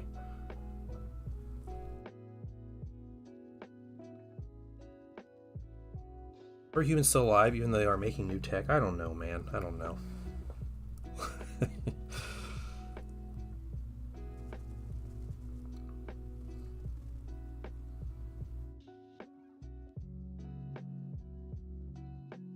Night Lords would be a great army to play in Zone Mortalis, though.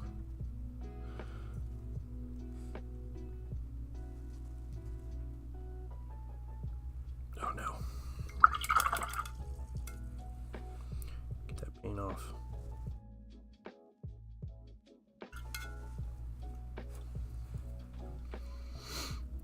Yeah, he's square, yeah.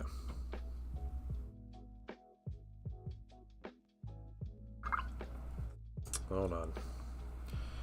Don't wanna. On extra paint. Some of the stuff I can correct, but I want to get what I can off. Okay. All right. We're good. We're good.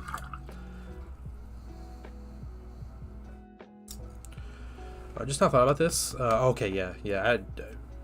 The tech they made was good enough. That's why they're still alive. Because lore-wise, if all the humans are dead in 40k, then that's most of the factions gone, and GW doesn't make money.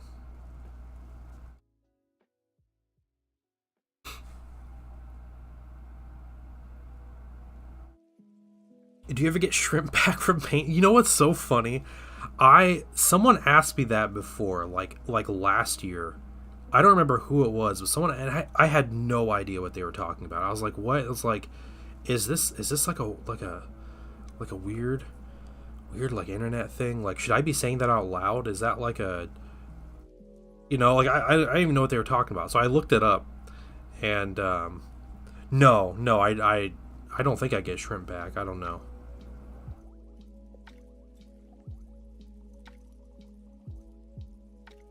I do spend a lot of time hunched over, but is that like a, like my back gets sore from just sitting like this? Like, yeah, that happens sometimes, but you get shrimp back from drawing. Oh, okay, yeah.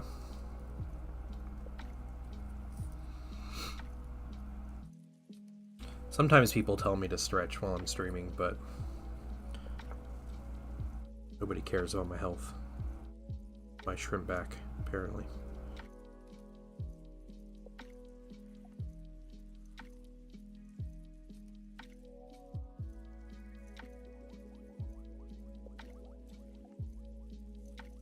It's clean. It's cold. Oh, thanks. And that's what I call high quality H2O. Thanks, Valkyrie. I appreciate that.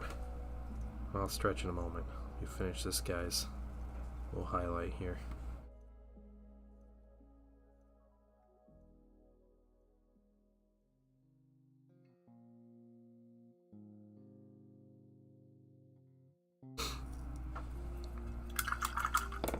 Okay. I'm drinking some delicious water here.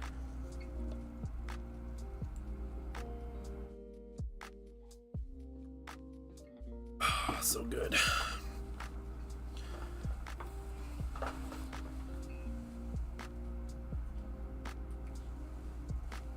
Oh yeah. All right, good. Don't get the waters mixed. So I have done that before, and I keep my drinking water on a completely different table. So it's like all the way over there. Ever heard about Be Kind Rewind? Yeah, I'm old enough to remember that. Yeah. I work out. Yeah. I do. Yeah, I do lift weights and stuff, so I go to the gym 5 days a week if I can. So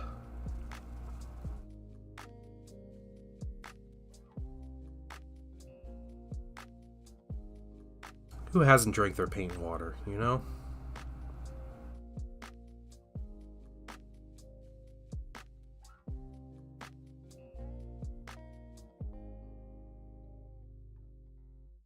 I'm more likely to stick my brush in my drinking water than anything else. So yeah, you're still paint water free. All right.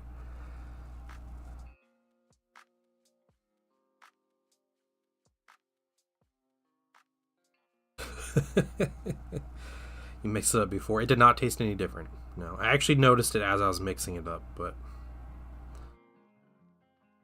okay. Bolter. We only got 3 more after this. That's good. Paint water in a completely separate type of cup. Yeah.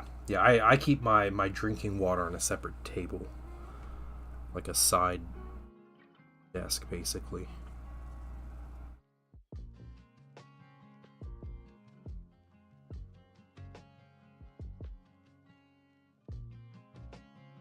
For New Year's Eve, we turned on Lord of the Rings, and we set up a table in our living room, and all of us were like painting minis and or putting Lego sets together and stuff. And that's what we did as a family. But I had a couple moments where I had to be careful not to dip my brush in my drinking cup. I had to pay the 25-cent rewind fee because someone else was lazy. Oh, it was your wife was the one? Oh, okay. Paint water containers around Tupperware containers, so no confusion. Oh, that's fair. All right. I have a mason jar. I've had the same mason jar for close to 25 years. That I use as my my paint water jar. Still holding up. Painting browns make the water look like coffee. Yeah. No, that's not a good morning. Yeah. Don't paint till you had your cup of coffee.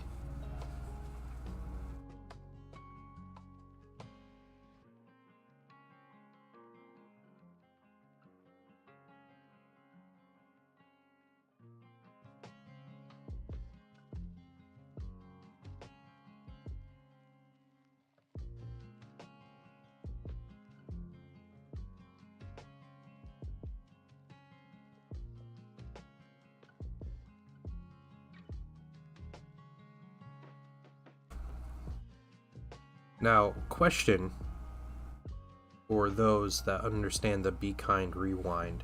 Is it really kindness if you're doing it just to avoid a fee? Is that Is that really what kindness is?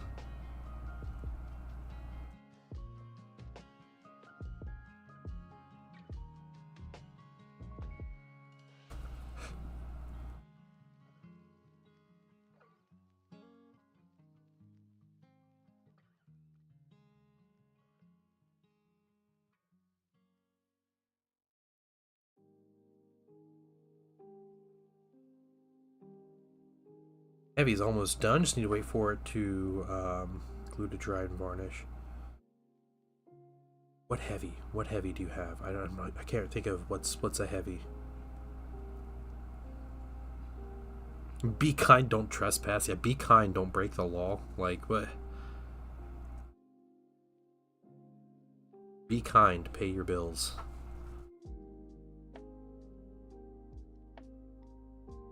Be kind, don't assault other people. I don't know. Like it just yeah. If you're brushing your coffee once, I feel like coffee. I feel that's like not unacceptable, right? Like, what is an acceptable amount of paint in your drink where you won't drink it? Now, I think water is different because water has like no flavor and it's clear. So you're like, I know there's paint in my water and I can't get around that fact, right? But when it's in like coffee's normally already has like a strong flavor and it's dark, so like you're not going to see the paint. I guess unless it's a metallic paint, then maybe you'll have glittery coffee, but some people pay extra for the glittery, like the gold leaf or whatever on their food, so just consider it fancy. Like I imagine there's a limit to the amount of paint that people will drink.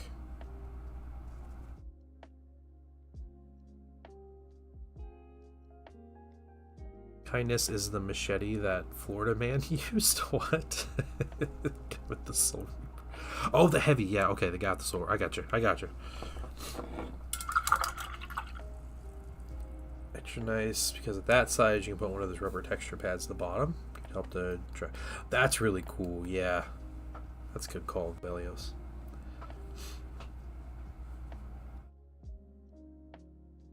I'm sure a lot of paints are made with really toxic compounds. Yeah, and I don't know. Do they say non-toxic on these ones? No. Water-based paint. GW say non-toxic. Find a non-technical paint here.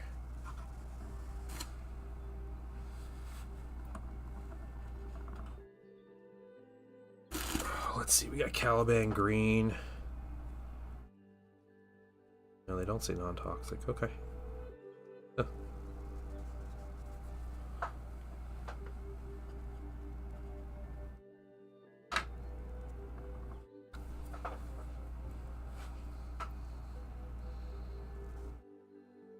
Yeah, I'm bringing my Lightning Claw Centurion in Zone Mortalis, definitely.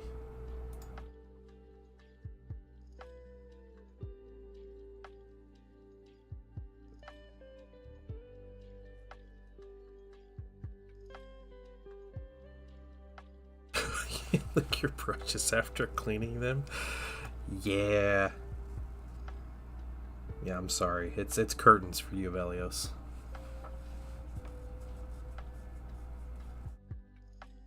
It's at the East store, Zen, and I can send you. Hold on, if you give me just a second, I'll send you the flyer with the info on it.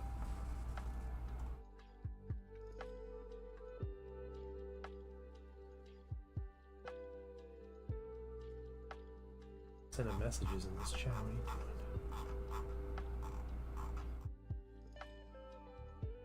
Look it up here. Just 200 messages to go through. Where are you? You know what? I know a better place to find it.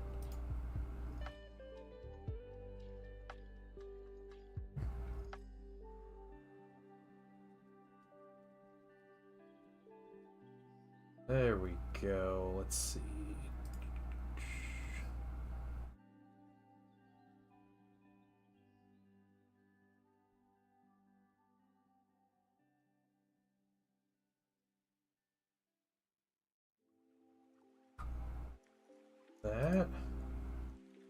Yeah, 11 a.m. start at 12.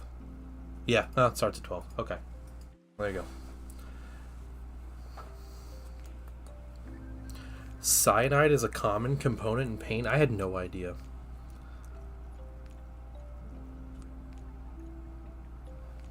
Dang. Alright. Just come in for round 2 and 3. I'm sure someone's going to drop at some point, so... It's all good, though. It's all good.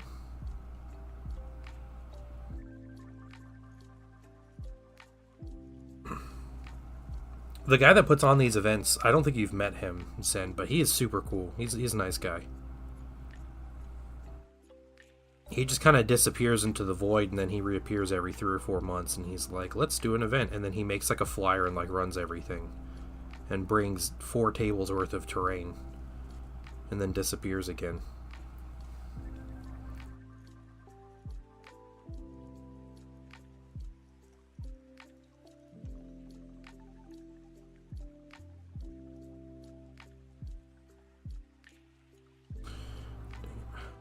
What's up? It's gonna look like garbage, pal. Knows what they want and gets it done, yeah. I don't think he lives super close to anybody else in the group either, so he's just kind of out there on his own. But it's great.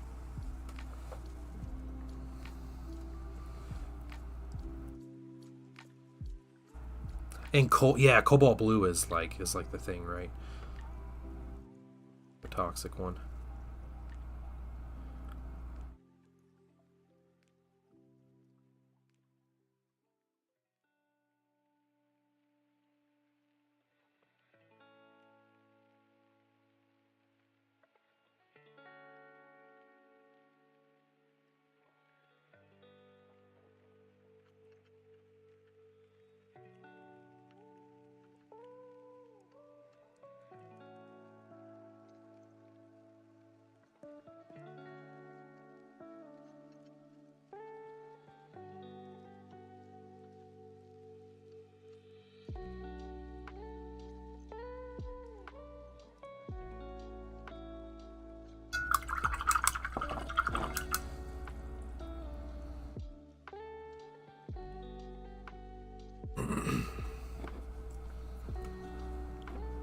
Thousand Suns Terminators are so elegant, yeah. I like Tartarus Terminator armor. I'm waiting for the Tartarus Terminator update, and I'll probably grab a few.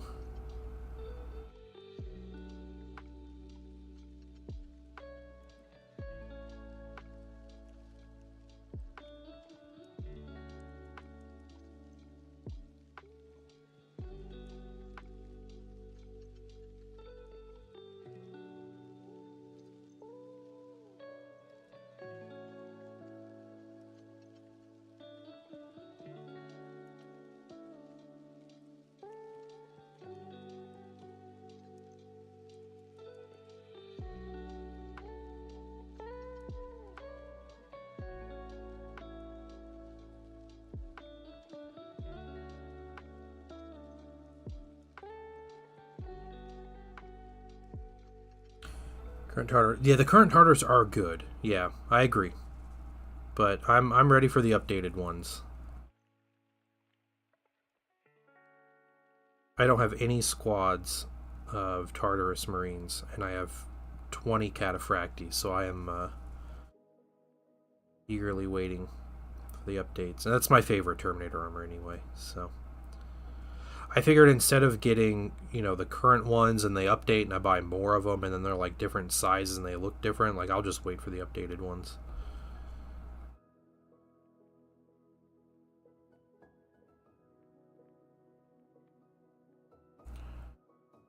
Insanely. It is. Yeah, it is.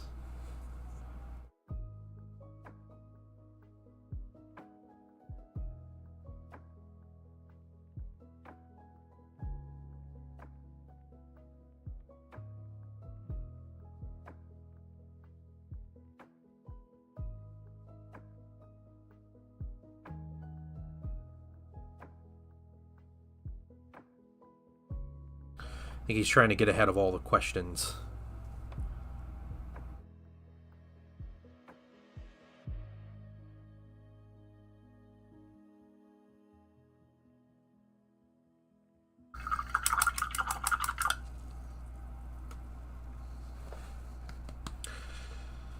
Maybe just the 40k ones, as they're fairly vibey. Yeah, that's true. Yeah, the 40k ones are great. Well,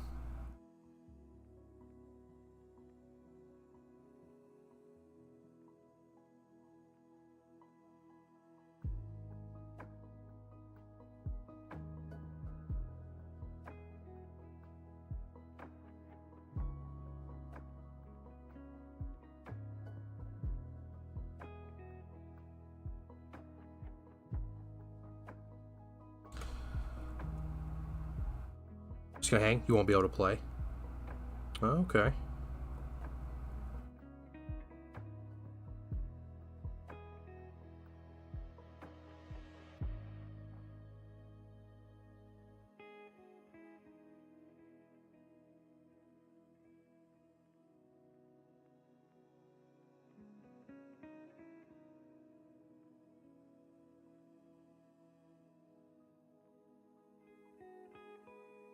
You really need those Ogre minis to come out, don't you? I think Solar Ox will get a big wave soon. I think in like the next 6 months.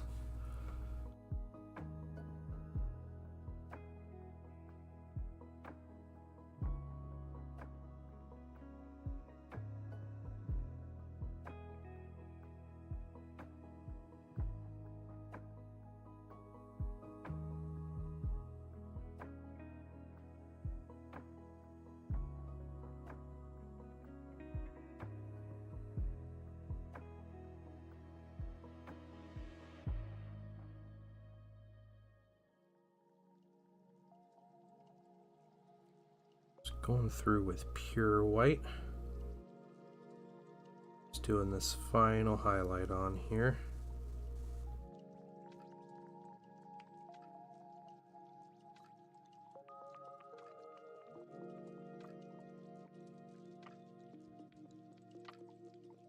Kind of slow progress on these, but it's, I think, comparatively speaking, it feels it's pretty fast. What I've done.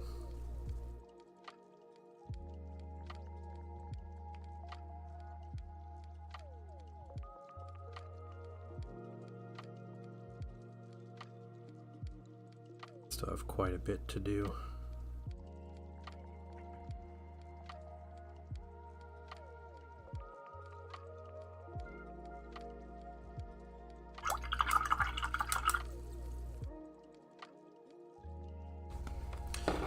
CC models painted in the time slot with my other projects. What are my focus? Yeah, yep. Yeah, and you don't have any like big expensive models either, so you can't. Yeah, you can't just fill out numbers really easy like other armies can.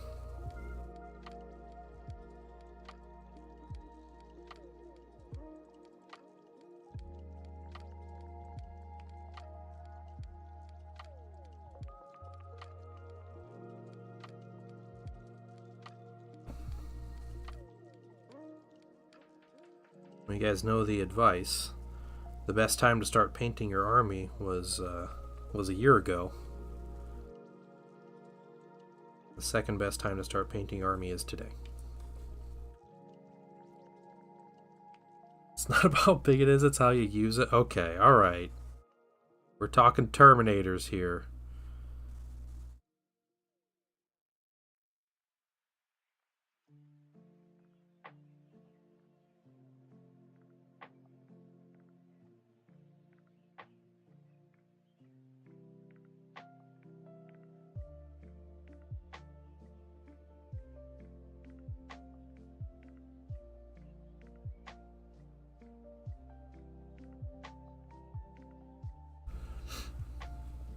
You need Saturnine plus Terminators, yeah. The Saturnine are the next minis I have to paint for my Thousand Suns, and I'm not looking forward to it. I still have to assemble 2 of them. Then I have to magnetize them.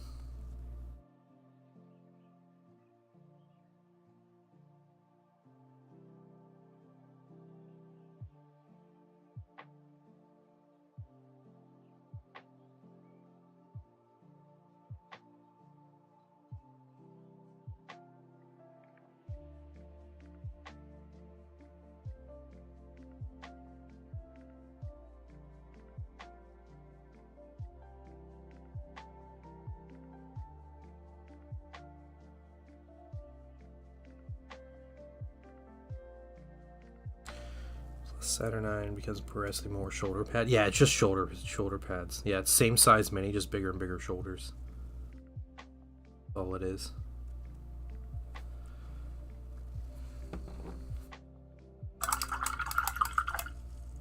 They're okay, so I don't want to be there. That'd be funny.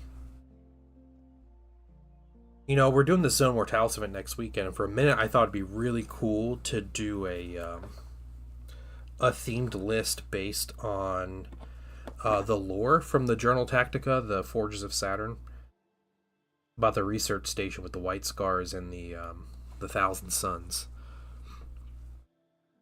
and all that. And I thought that would be really cool, but that quickly left me. But yeah, just having numerologists and like tech marines and then Saturnine stuff would be pretty cool.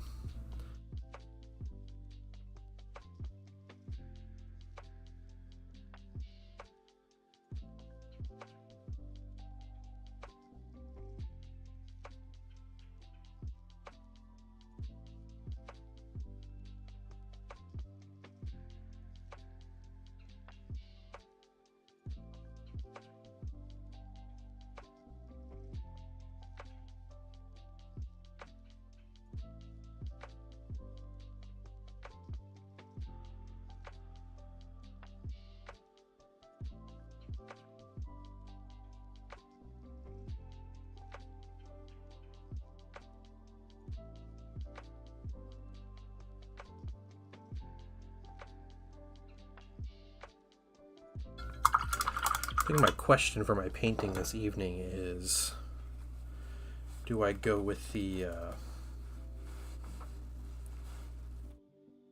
do I start on the red highlights and just suffer now, or do I do everything and then suffer at the end?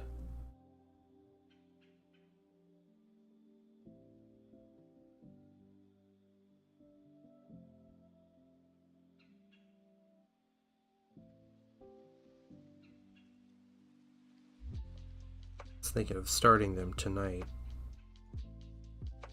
but I could also do everything else tonight, just get all the other highlights done, but then I'm just going to be on stream tomorrow. But also, if I start them tonight, I might be on stream tomorrow just doing red highlights anyway all day. So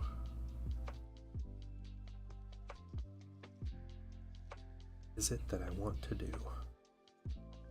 First of all, hey Estrella, what's going on? To thank you for allowing me back into your home. Overseer Thibault, welcome. How are you doing? Some oils on my new Antioch stuff. Very nice. Yeah, your Trench Crusade stuff looks so great.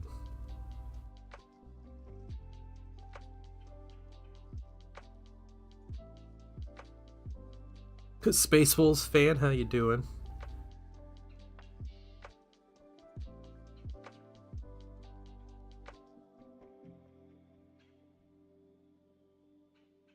No hateful comments coming from me.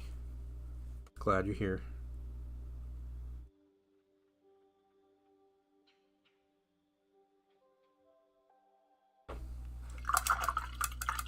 Doing good. Making some lunch. Good deal.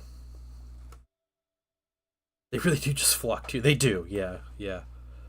Space Wolf people love joining into my stream.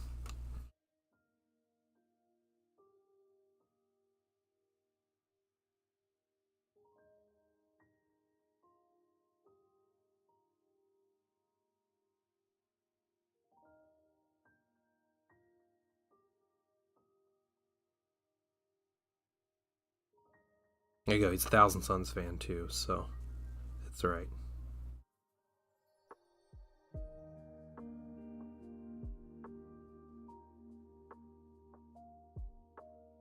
A Raven Guard player with an allied Space Wolf detachment. I mean, Raven Guard are really cool, but the Space Wolves, they knock it down a bit.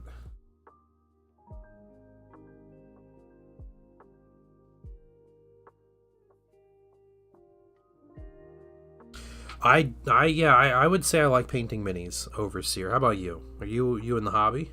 Do you paint or play games or anything? I am called the Painting Dad, so It would be a shame if I didn't enjoy painting minis.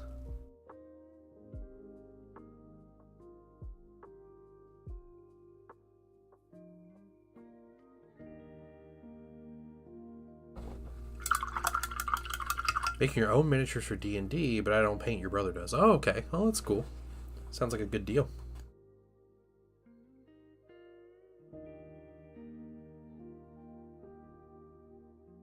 Are there new Iron Sultanate minis? I don't follow Trench Crusade super well, but is it like plastic minis they're coming out with, or is it just some STLs they have? Because I thought that was a faction they didn't have much out yet. Model and print them. That's pretty sweet. For a Fallout game? Oh, nice. I mean, there's nothing like making your own custom minis, but did you know there is a Fallout miniature game? By, is it Modiphius? Is that the company? I think that makes it. And you can find, you can actually find Fallout minis. They look pretty good. McMedic, what's going on? World Leaders versus Tau. Nice. Alright. Additional Blanche palette on them. Very cool. STLs. Okay. Okay. You like a lot of the Space Wolf models too? That's fair. The newer Space Wolves that came out look pretty good. They went more Viking and less Wolf Brother, Wolffang, and his Wolf Axe, and Frost Wolf, and Wolf Shield, wearing a wolf cloak and wolf armor with wolf runes on it that are actually raccoon skulls, but, you know, that's not some Space Wolf fans are prepared to talk about yet.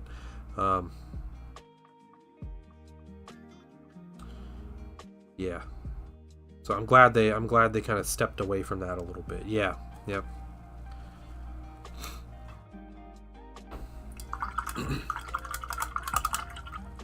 Yeah, exactly. Like, that's literally, there's a character, I don't know if he's still current, but there's a character named Canis Wolfborn who rides a thunder wolf and wields wolf claws. I think they're are they frost claws? Are they wolf claws or something? But then it's a whole like ecosystem of just saying wolf 1,000 times. Anthony, welcome in.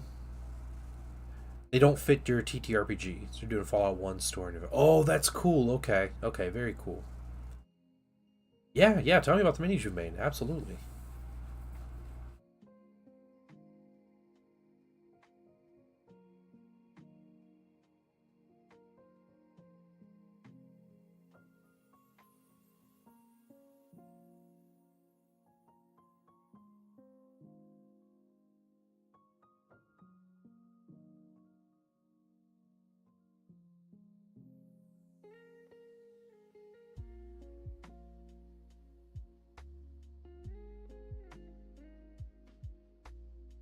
For GW though? Iron Hand's the Iron Hands with an Iron Hand. Yeah, I know. Yeah. For Vault Dwellers and Mr. Handy and some giant rats. That's cool. That's really cool. Fallout's a great setting. Fallout 3 was my favorite Fallout game. I played that game so much. Actually, so I used to live in this really ghetto apartment, like townhouse, and there was one evening, my wife was asleep. This was years ago. This is more than 15 years ago. But wife was asleep. I'm downstairs in the living room playing Fallout 3, you know, and like it's a really fun game, but it gets kind of jumpy and everything, right? Like it has those moments, plenty of those moments.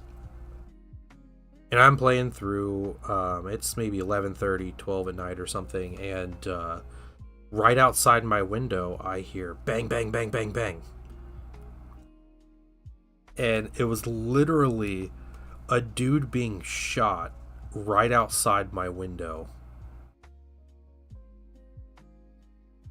trying to buy or sell drugs, and like it went wrong, and the guy was just shot. I don't think he was killed, but he was shot. I think he was hit like twice. but right outside my living room window. And I ran upstairs. I woke up my wife, and like, we called and all this stuff. Well, the next morning, one of my older brothers like came over just to hang out or whatever. And I opened the door for him. I look out, and on the sidewalk, there's like just like a big, like a very large spot of just dried blood all over the sidewalk. And I was like, gee, like they didn't even clean up. Like the handyman didn't come by and just like clean this up yet or whatever. No, just dried blood all over the sidewalk. And I remember my brother like, what is that? And I was like, yeah, someone was shot last night. And I was like, don't tell mom. Like, she's gonna be so mad to find out that I live here and someone was just shot.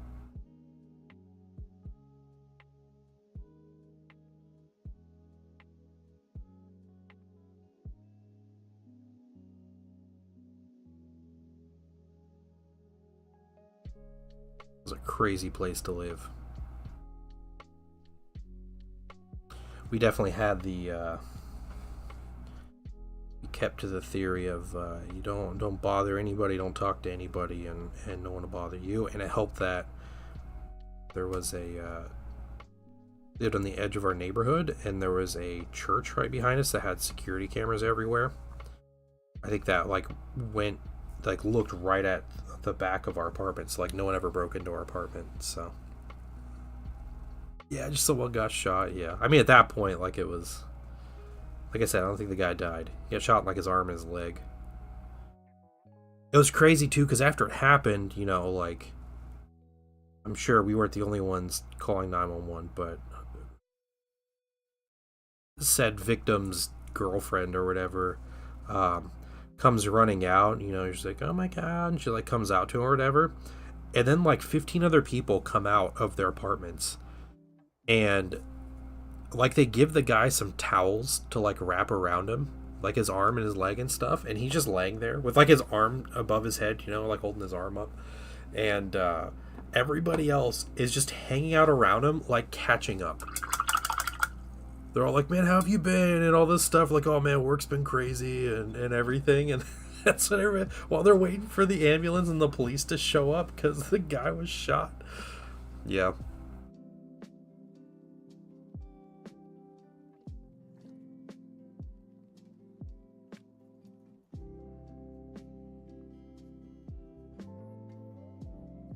Just another Tuesday, yeah. We also had a neighbor 2 doors down from us that was stabbed to death in their apartment too. That was right before Christmas one year. That was pretty wild. Just showing up home and like they had it taped off, like our parking spot to get in our apartment, and they had like the CSI people there. I think they call it something different around here, but yeah.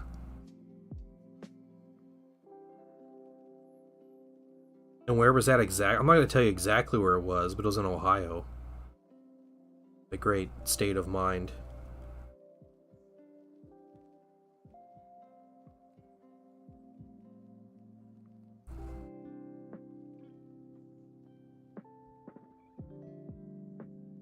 It was a super cheap apartment, and it had a washer and dryer in the apartment, so we're like, yeah, this is the place for us.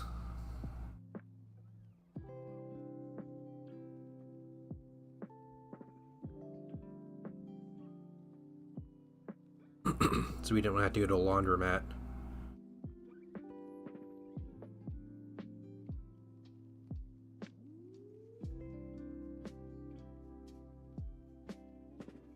And they didn't list all the amenities, yeah. 2-bedroom apartment, so I can 3D print all of them. Don't have a unit washer dryer, which sucks. Yeah, yeah.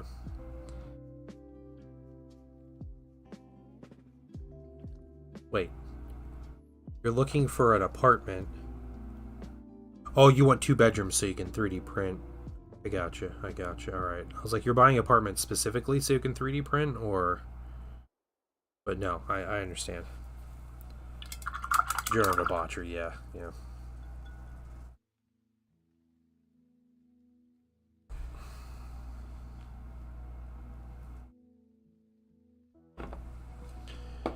Yeah, our one neighbor was an old lady whose son lived with her, and they owned like 4 cats, and she would just stand at her front door with just the like screen door closed, and she would just stand there and like stare into the neighborhood all day. Like that was her hobby, was just watching everybody in the neighborhood.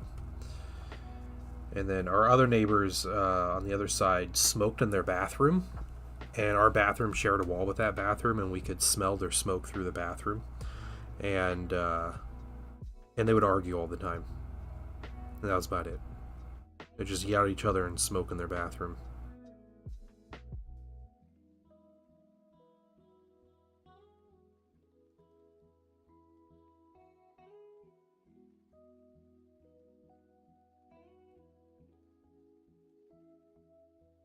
She was not holding a shotgun. No, no.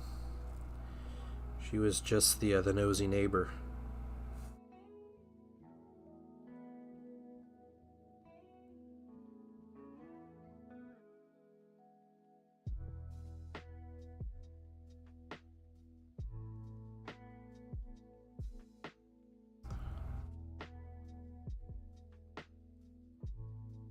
Fun times. Then we bought our house. We've been here ever since. But this neighborhood, I remember after like a couple months living here, we're like, man, it's so boring in this neighborhood. We're not like calling the police every month or something, or like calling 911 for somebody.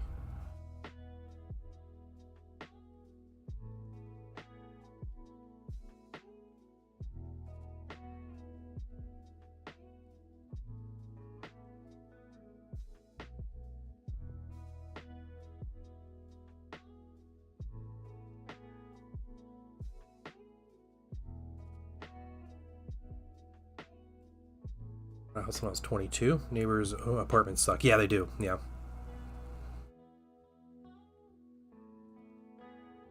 Oh, yeah. See, we did this. I was 22 when we bought our house, and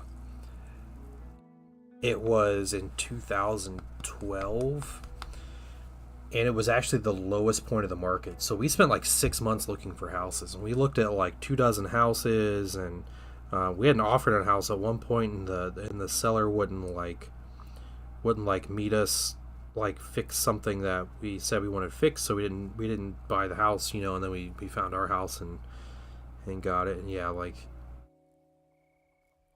we had plenty of time to look, and we got our house super cheap. Like really low fixed rate on it and everything. So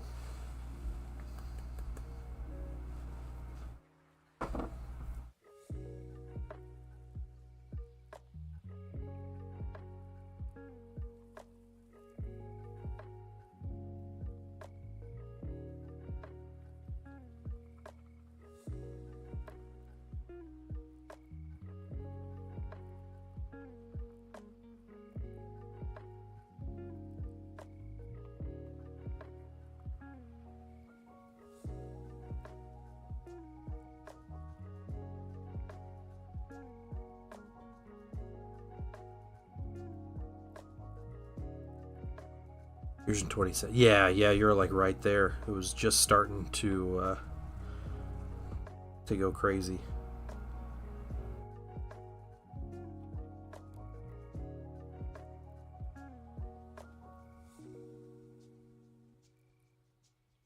Yeah, and we were very much like, yeah, we'll buy this, is like a little starter house. We'll start in here, it's cheap, and then we'll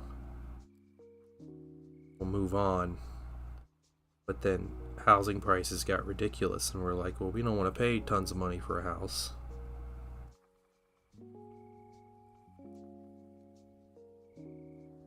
So that's kind of it.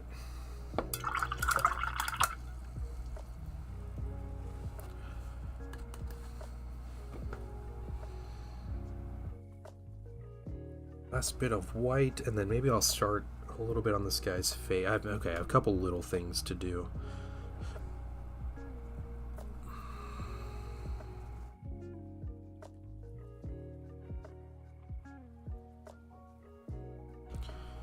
The helmetless guy, and we have the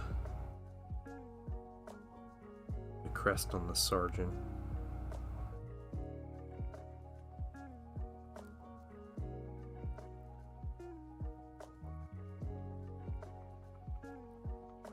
I'm going to paint the Sergeant's Crest black.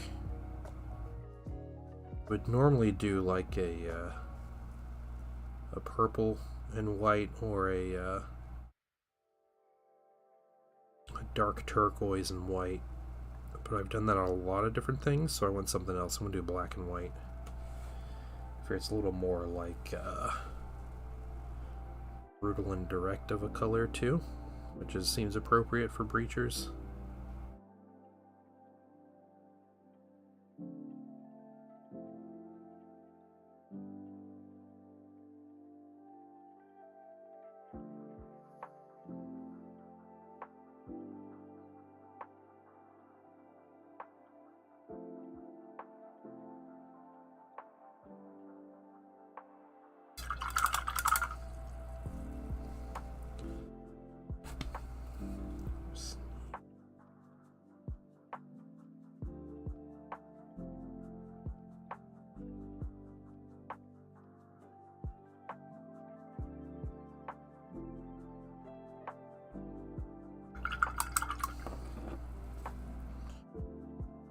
Something I forgot on this guy.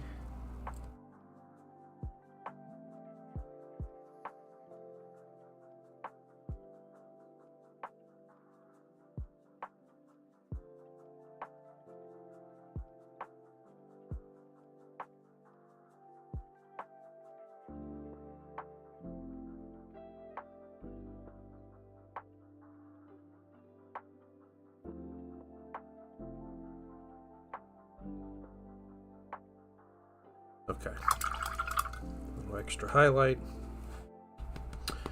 One before. No, I'll do those later.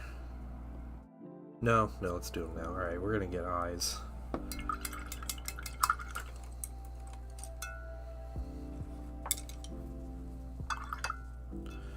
As a house, if I manage to get squatters' rights to 1. Yeah.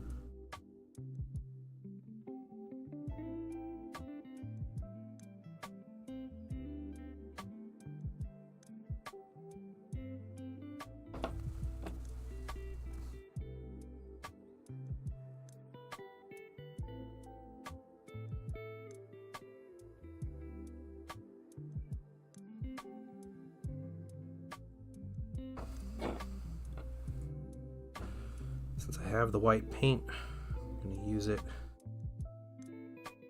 Another initial eye color here.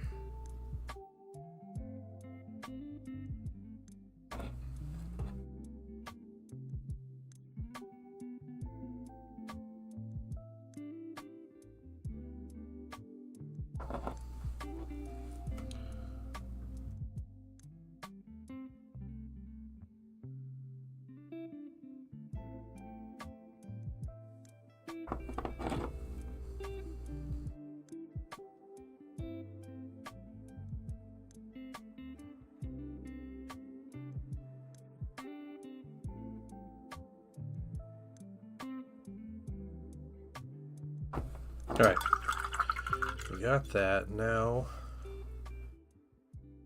jump into some other colors. Let's start with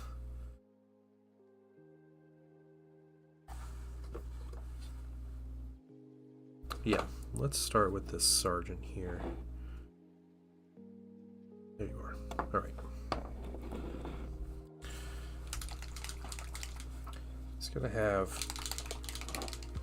very much, I think, brown skin here. We're gonna start with a burnt umber, and we're gonna kind of build up some more flesh tones here.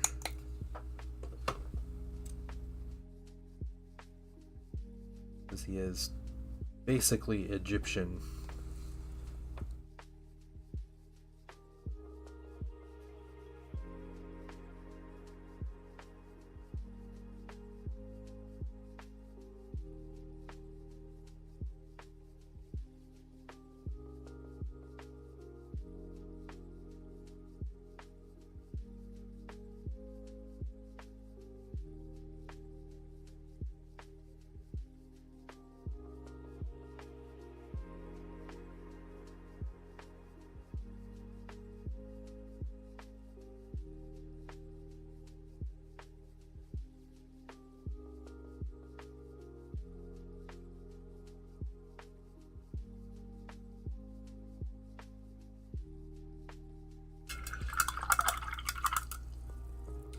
Let that dry for a minute. We'll do a second coat, but first we'll get some coal black. We'll get the other sergeant and we'll work on his crest here.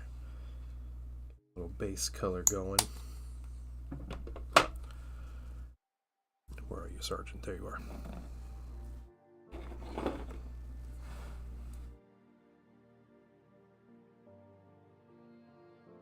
I like to do this in 5 sections, and how I always do this, I separate it so we have middle point, do the ends, then we do halfway between, like that, and then we connect it here.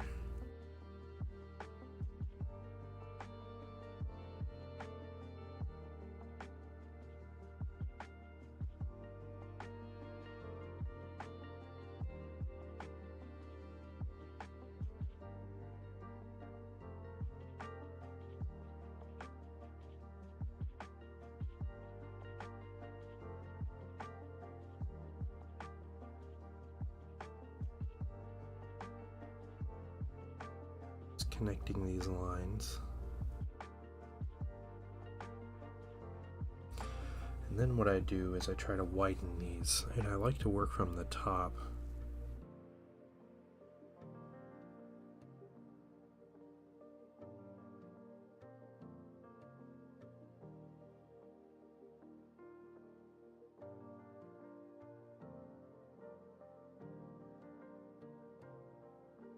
Seems appropriate.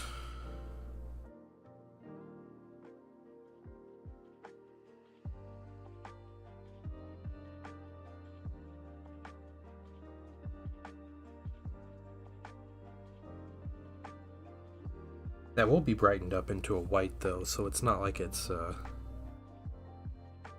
going to be like gray and black. It's going to be white and black as we get our highlights together.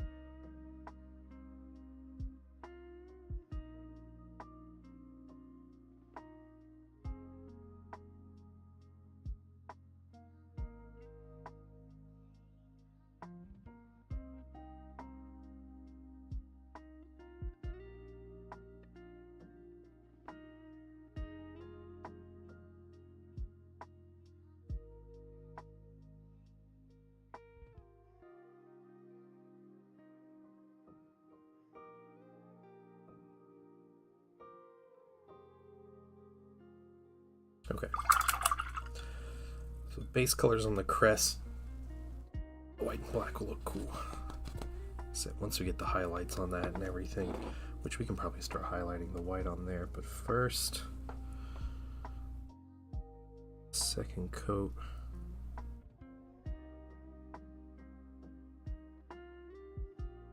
I believe every day's a good day when you paint. I believe it'll bring a lot of good thoughts to your heart. Hey, Aspen of Ocean, welcome in. Thank you for the raid. Welcome in, everybody. How are you guys doing? I am painting some Thousand Suns right now, and I have some kind of veteran sergeants, but I also have some breachers that I'm working on that are, it's got all kinds of mistakes. We're going to ignore that guy right now. But yeah, we got some breachers. So we're on the kind of the highlight step. Duza, welcome. Welcome. I actually have a helmetless mini, which is really weird for me because I almost never do helmetless minis in my Marine Army. But what we got?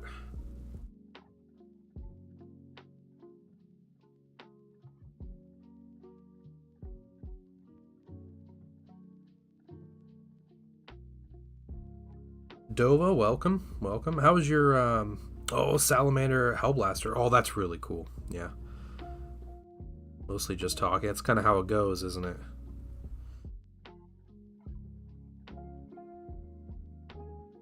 That's awesome, though.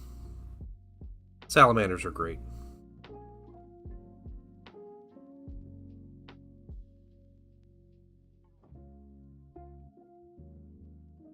Do you collect an army of salamanders, or are you just painting to paint, or is it a commission, or what's up with it? Well, thank you for that. Was that a sub? Hold on. Oh, that was a YouTube sub. Thank you for subbing on YouTube. Welcome in. It's your army. Nice. Good deal. Yeah, no problem. Enjoy your dog walk. Have a good one. Welcome in, guys. Go give Aspen of Ocean a follow. If you weren't already. It's completely free. Shows your support, and you can check them out sometime next time they're live or something. And yeah, or someone paint some salamanders. Be great.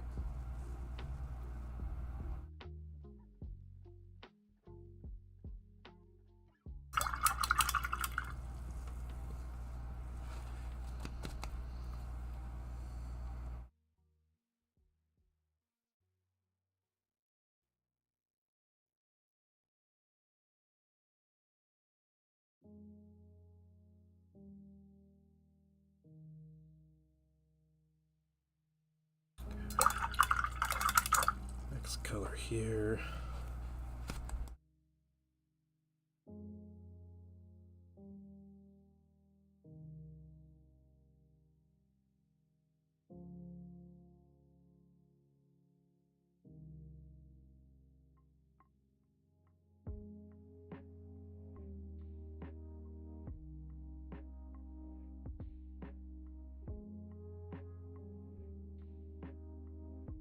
Some little highlights. I'll be back on tomorrow. Continuing on with the highlights. My goal is to have these completely done by next weekend, which I don't see as a problem at all. We'll have them almost done tomorrow, I think, by this time tomorrow. So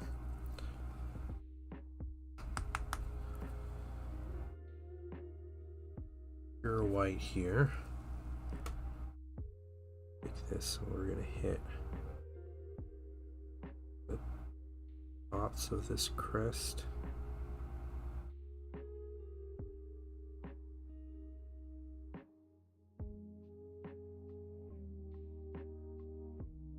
Of a Horus Heresy event next weekend, the Zone Mortalis event, so it's kind of a perfect time to to field some breachers, and I've had these sitting around for months at this point, so it's time.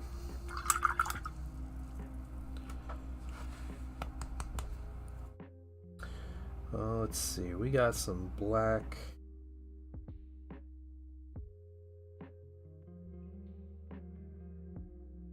A little bit of our light gray, we'll mix that in and we'll do highlights here.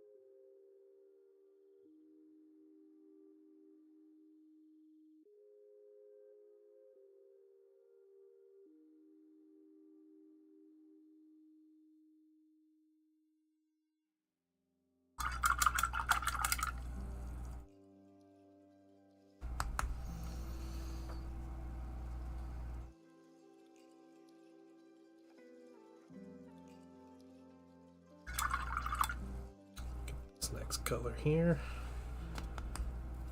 Last little, and then this black rest here.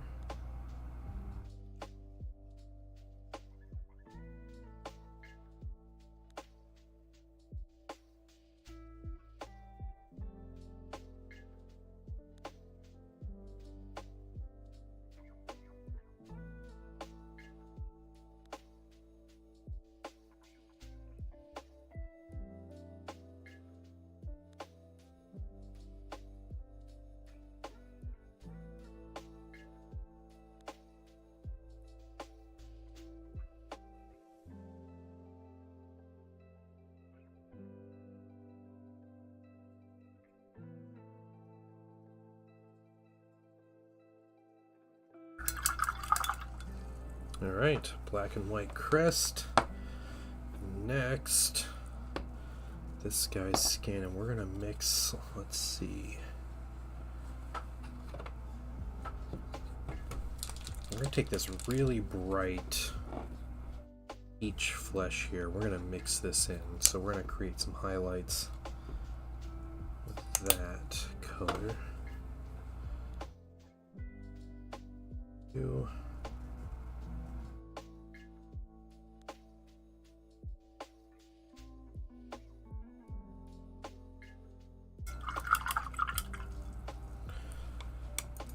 Grab a smaller brush too.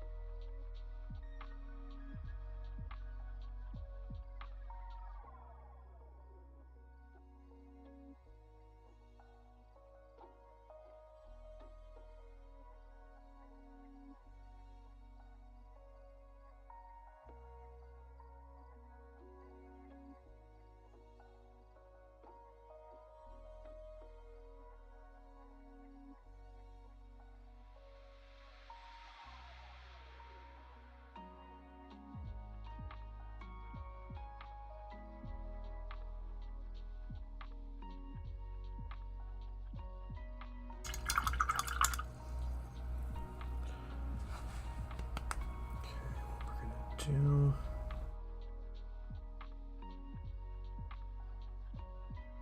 Add more highlight into this.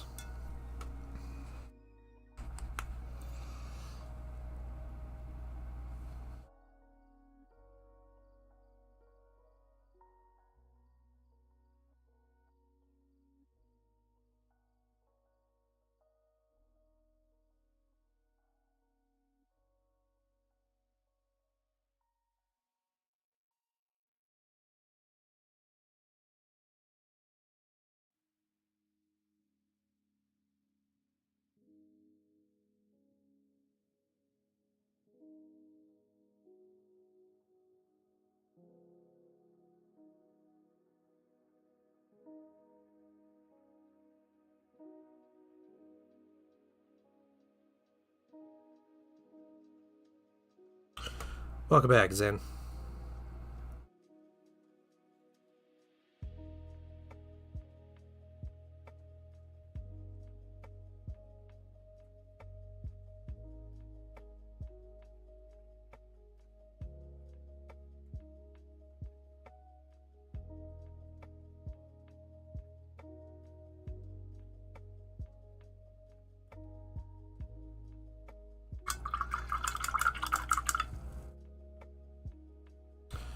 Pretty good looking for face. You guys might not be able to see the details so much in this, but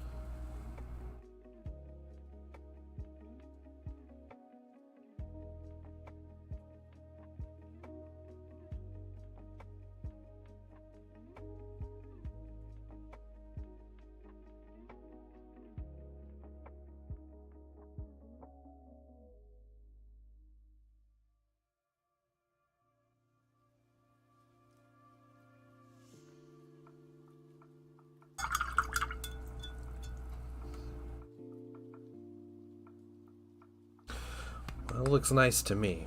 I know if I take a close-up photo, it's probably going to look horrible, but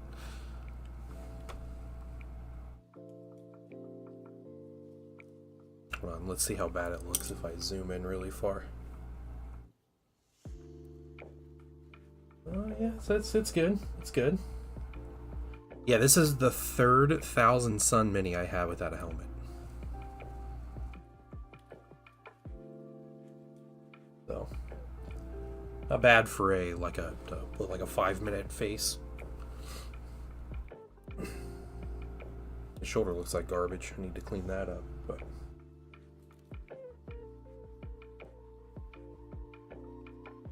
focus. So yeah, the head on this mini is actually a resin head, but it's a Forge World resin head. It came with the Librarian console that I bought, the Thousand Sun Centurion mini they made. So it came with that mini, and I love this head. It's a great head sculpt. It looks perfect for Thousand Suns. So like I was like, that's great. It's nothing like crazy or weird or anything. So I wanted to use it somewhere. So eventually I just put it on the Veteran Sergeant. It's like, yeah, that works for me. Okay, I'm gonna do one more thing.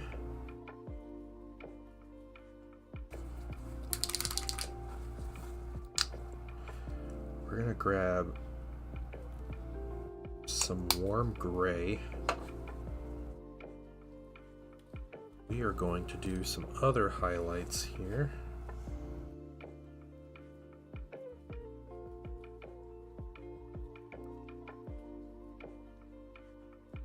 On this guy, but also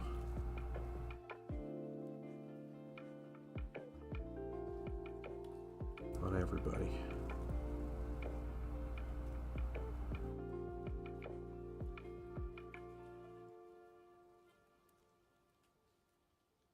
Yeah, the only other two minis I have without a helmet, one is Magnus, and the other is one of my Terminator sergeants. Just randomly doesn't have a helmet on him.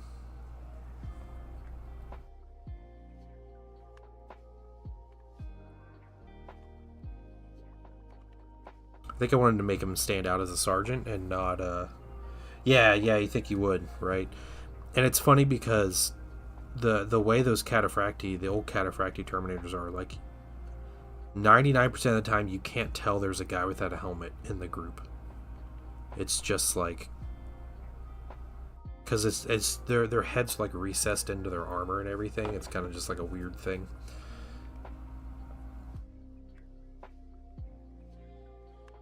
But I know. But yeah, for some reason I decided to put him without a helmet because I didn't want to put anything else to make him different as a sergeant. So.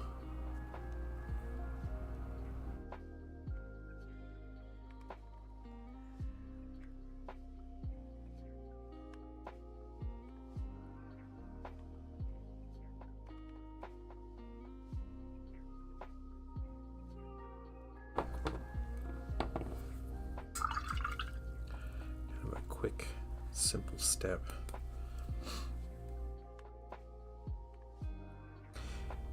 Made sergeant, I'm invincible. Yeah.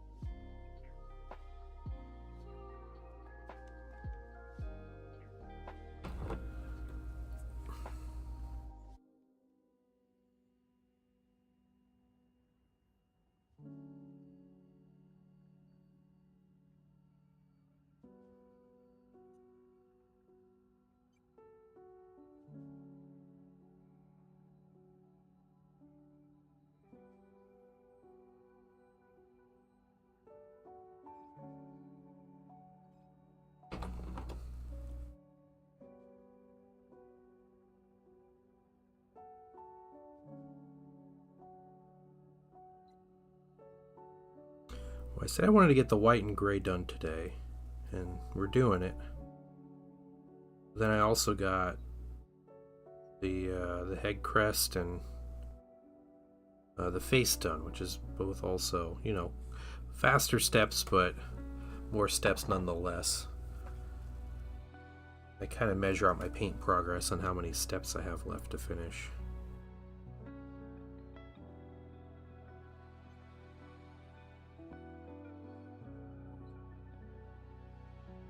I think tonight we'll start on the highlighting all the red. It'll be pure misery and suffering. And I'll come into stream tomorrow and I'll still have more red to highlight, and it'll probably take up the whole stream. Because it just takes like 20 minutes per mini or something, so.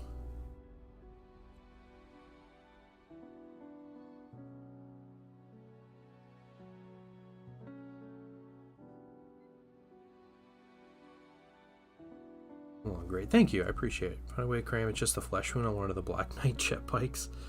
The Black Knight's bikes. Okay. Good luck with that. You can do that. You can fit that somewhere.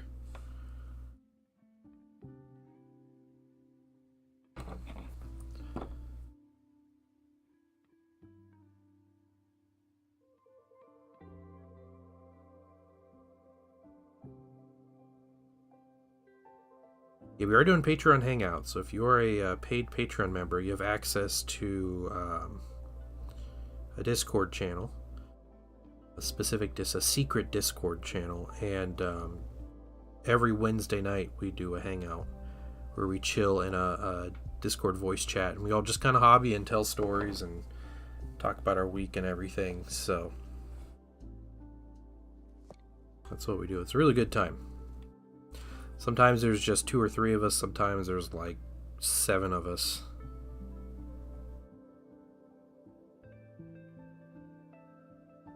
What we do around 8:30 p.m. Eastern every Wednesday.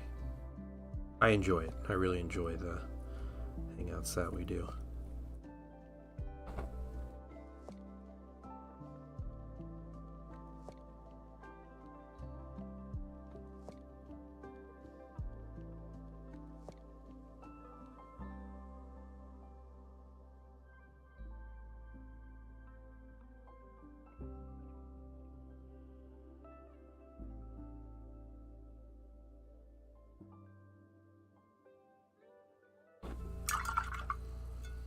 Want to do a full Ravenwing just to make not Monty Python jokes? Okay. Yeah, I'm not opposed to that.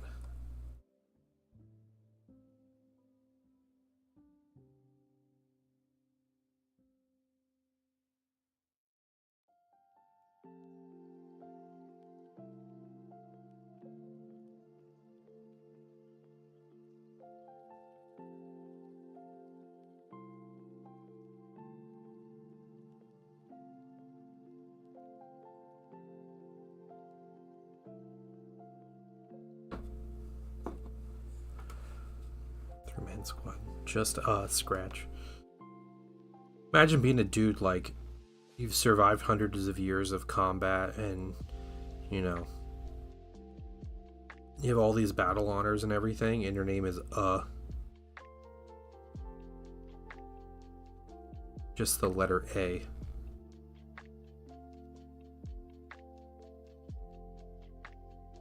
Wear that little cloak later as well. But good stuff. That gray is done. You've got a little bit of like random things to do, but it's that big red color. We're gonna highlight the red on these with this white gold here. Oh, it's the bike name. Oh, okay. I mean, you know, that's what you're gonna be known as, though. So when we do that, what we do, we have a finished breacher here. You'll notice with the silver highlighter on the shield and everything, it makes it look more metallic and just like slightly worn. Exclamation point Patreon, and you can get a link to the Patreon.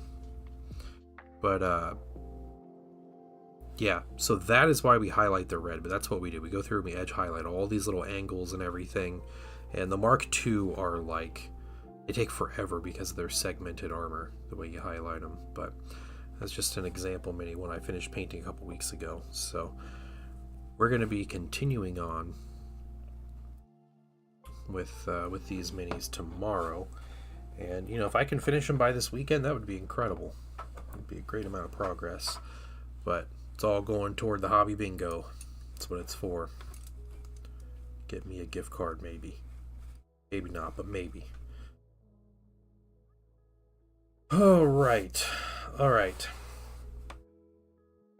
I think, guys, we're gonna call it there. And yeah, I'm gonna say bye to everybody. We are gonna be on tomorrow, 11 a.m. Eastern time zone. If you want to come and chill and chat about stuff, see if there's any news, read through the old world FAQs and talk about those and everything, should be a fun time. But yeah, otherwise, you guys have a wonderful day and wonderful evening today, and I will see you all tomorrow. Bye, everybody.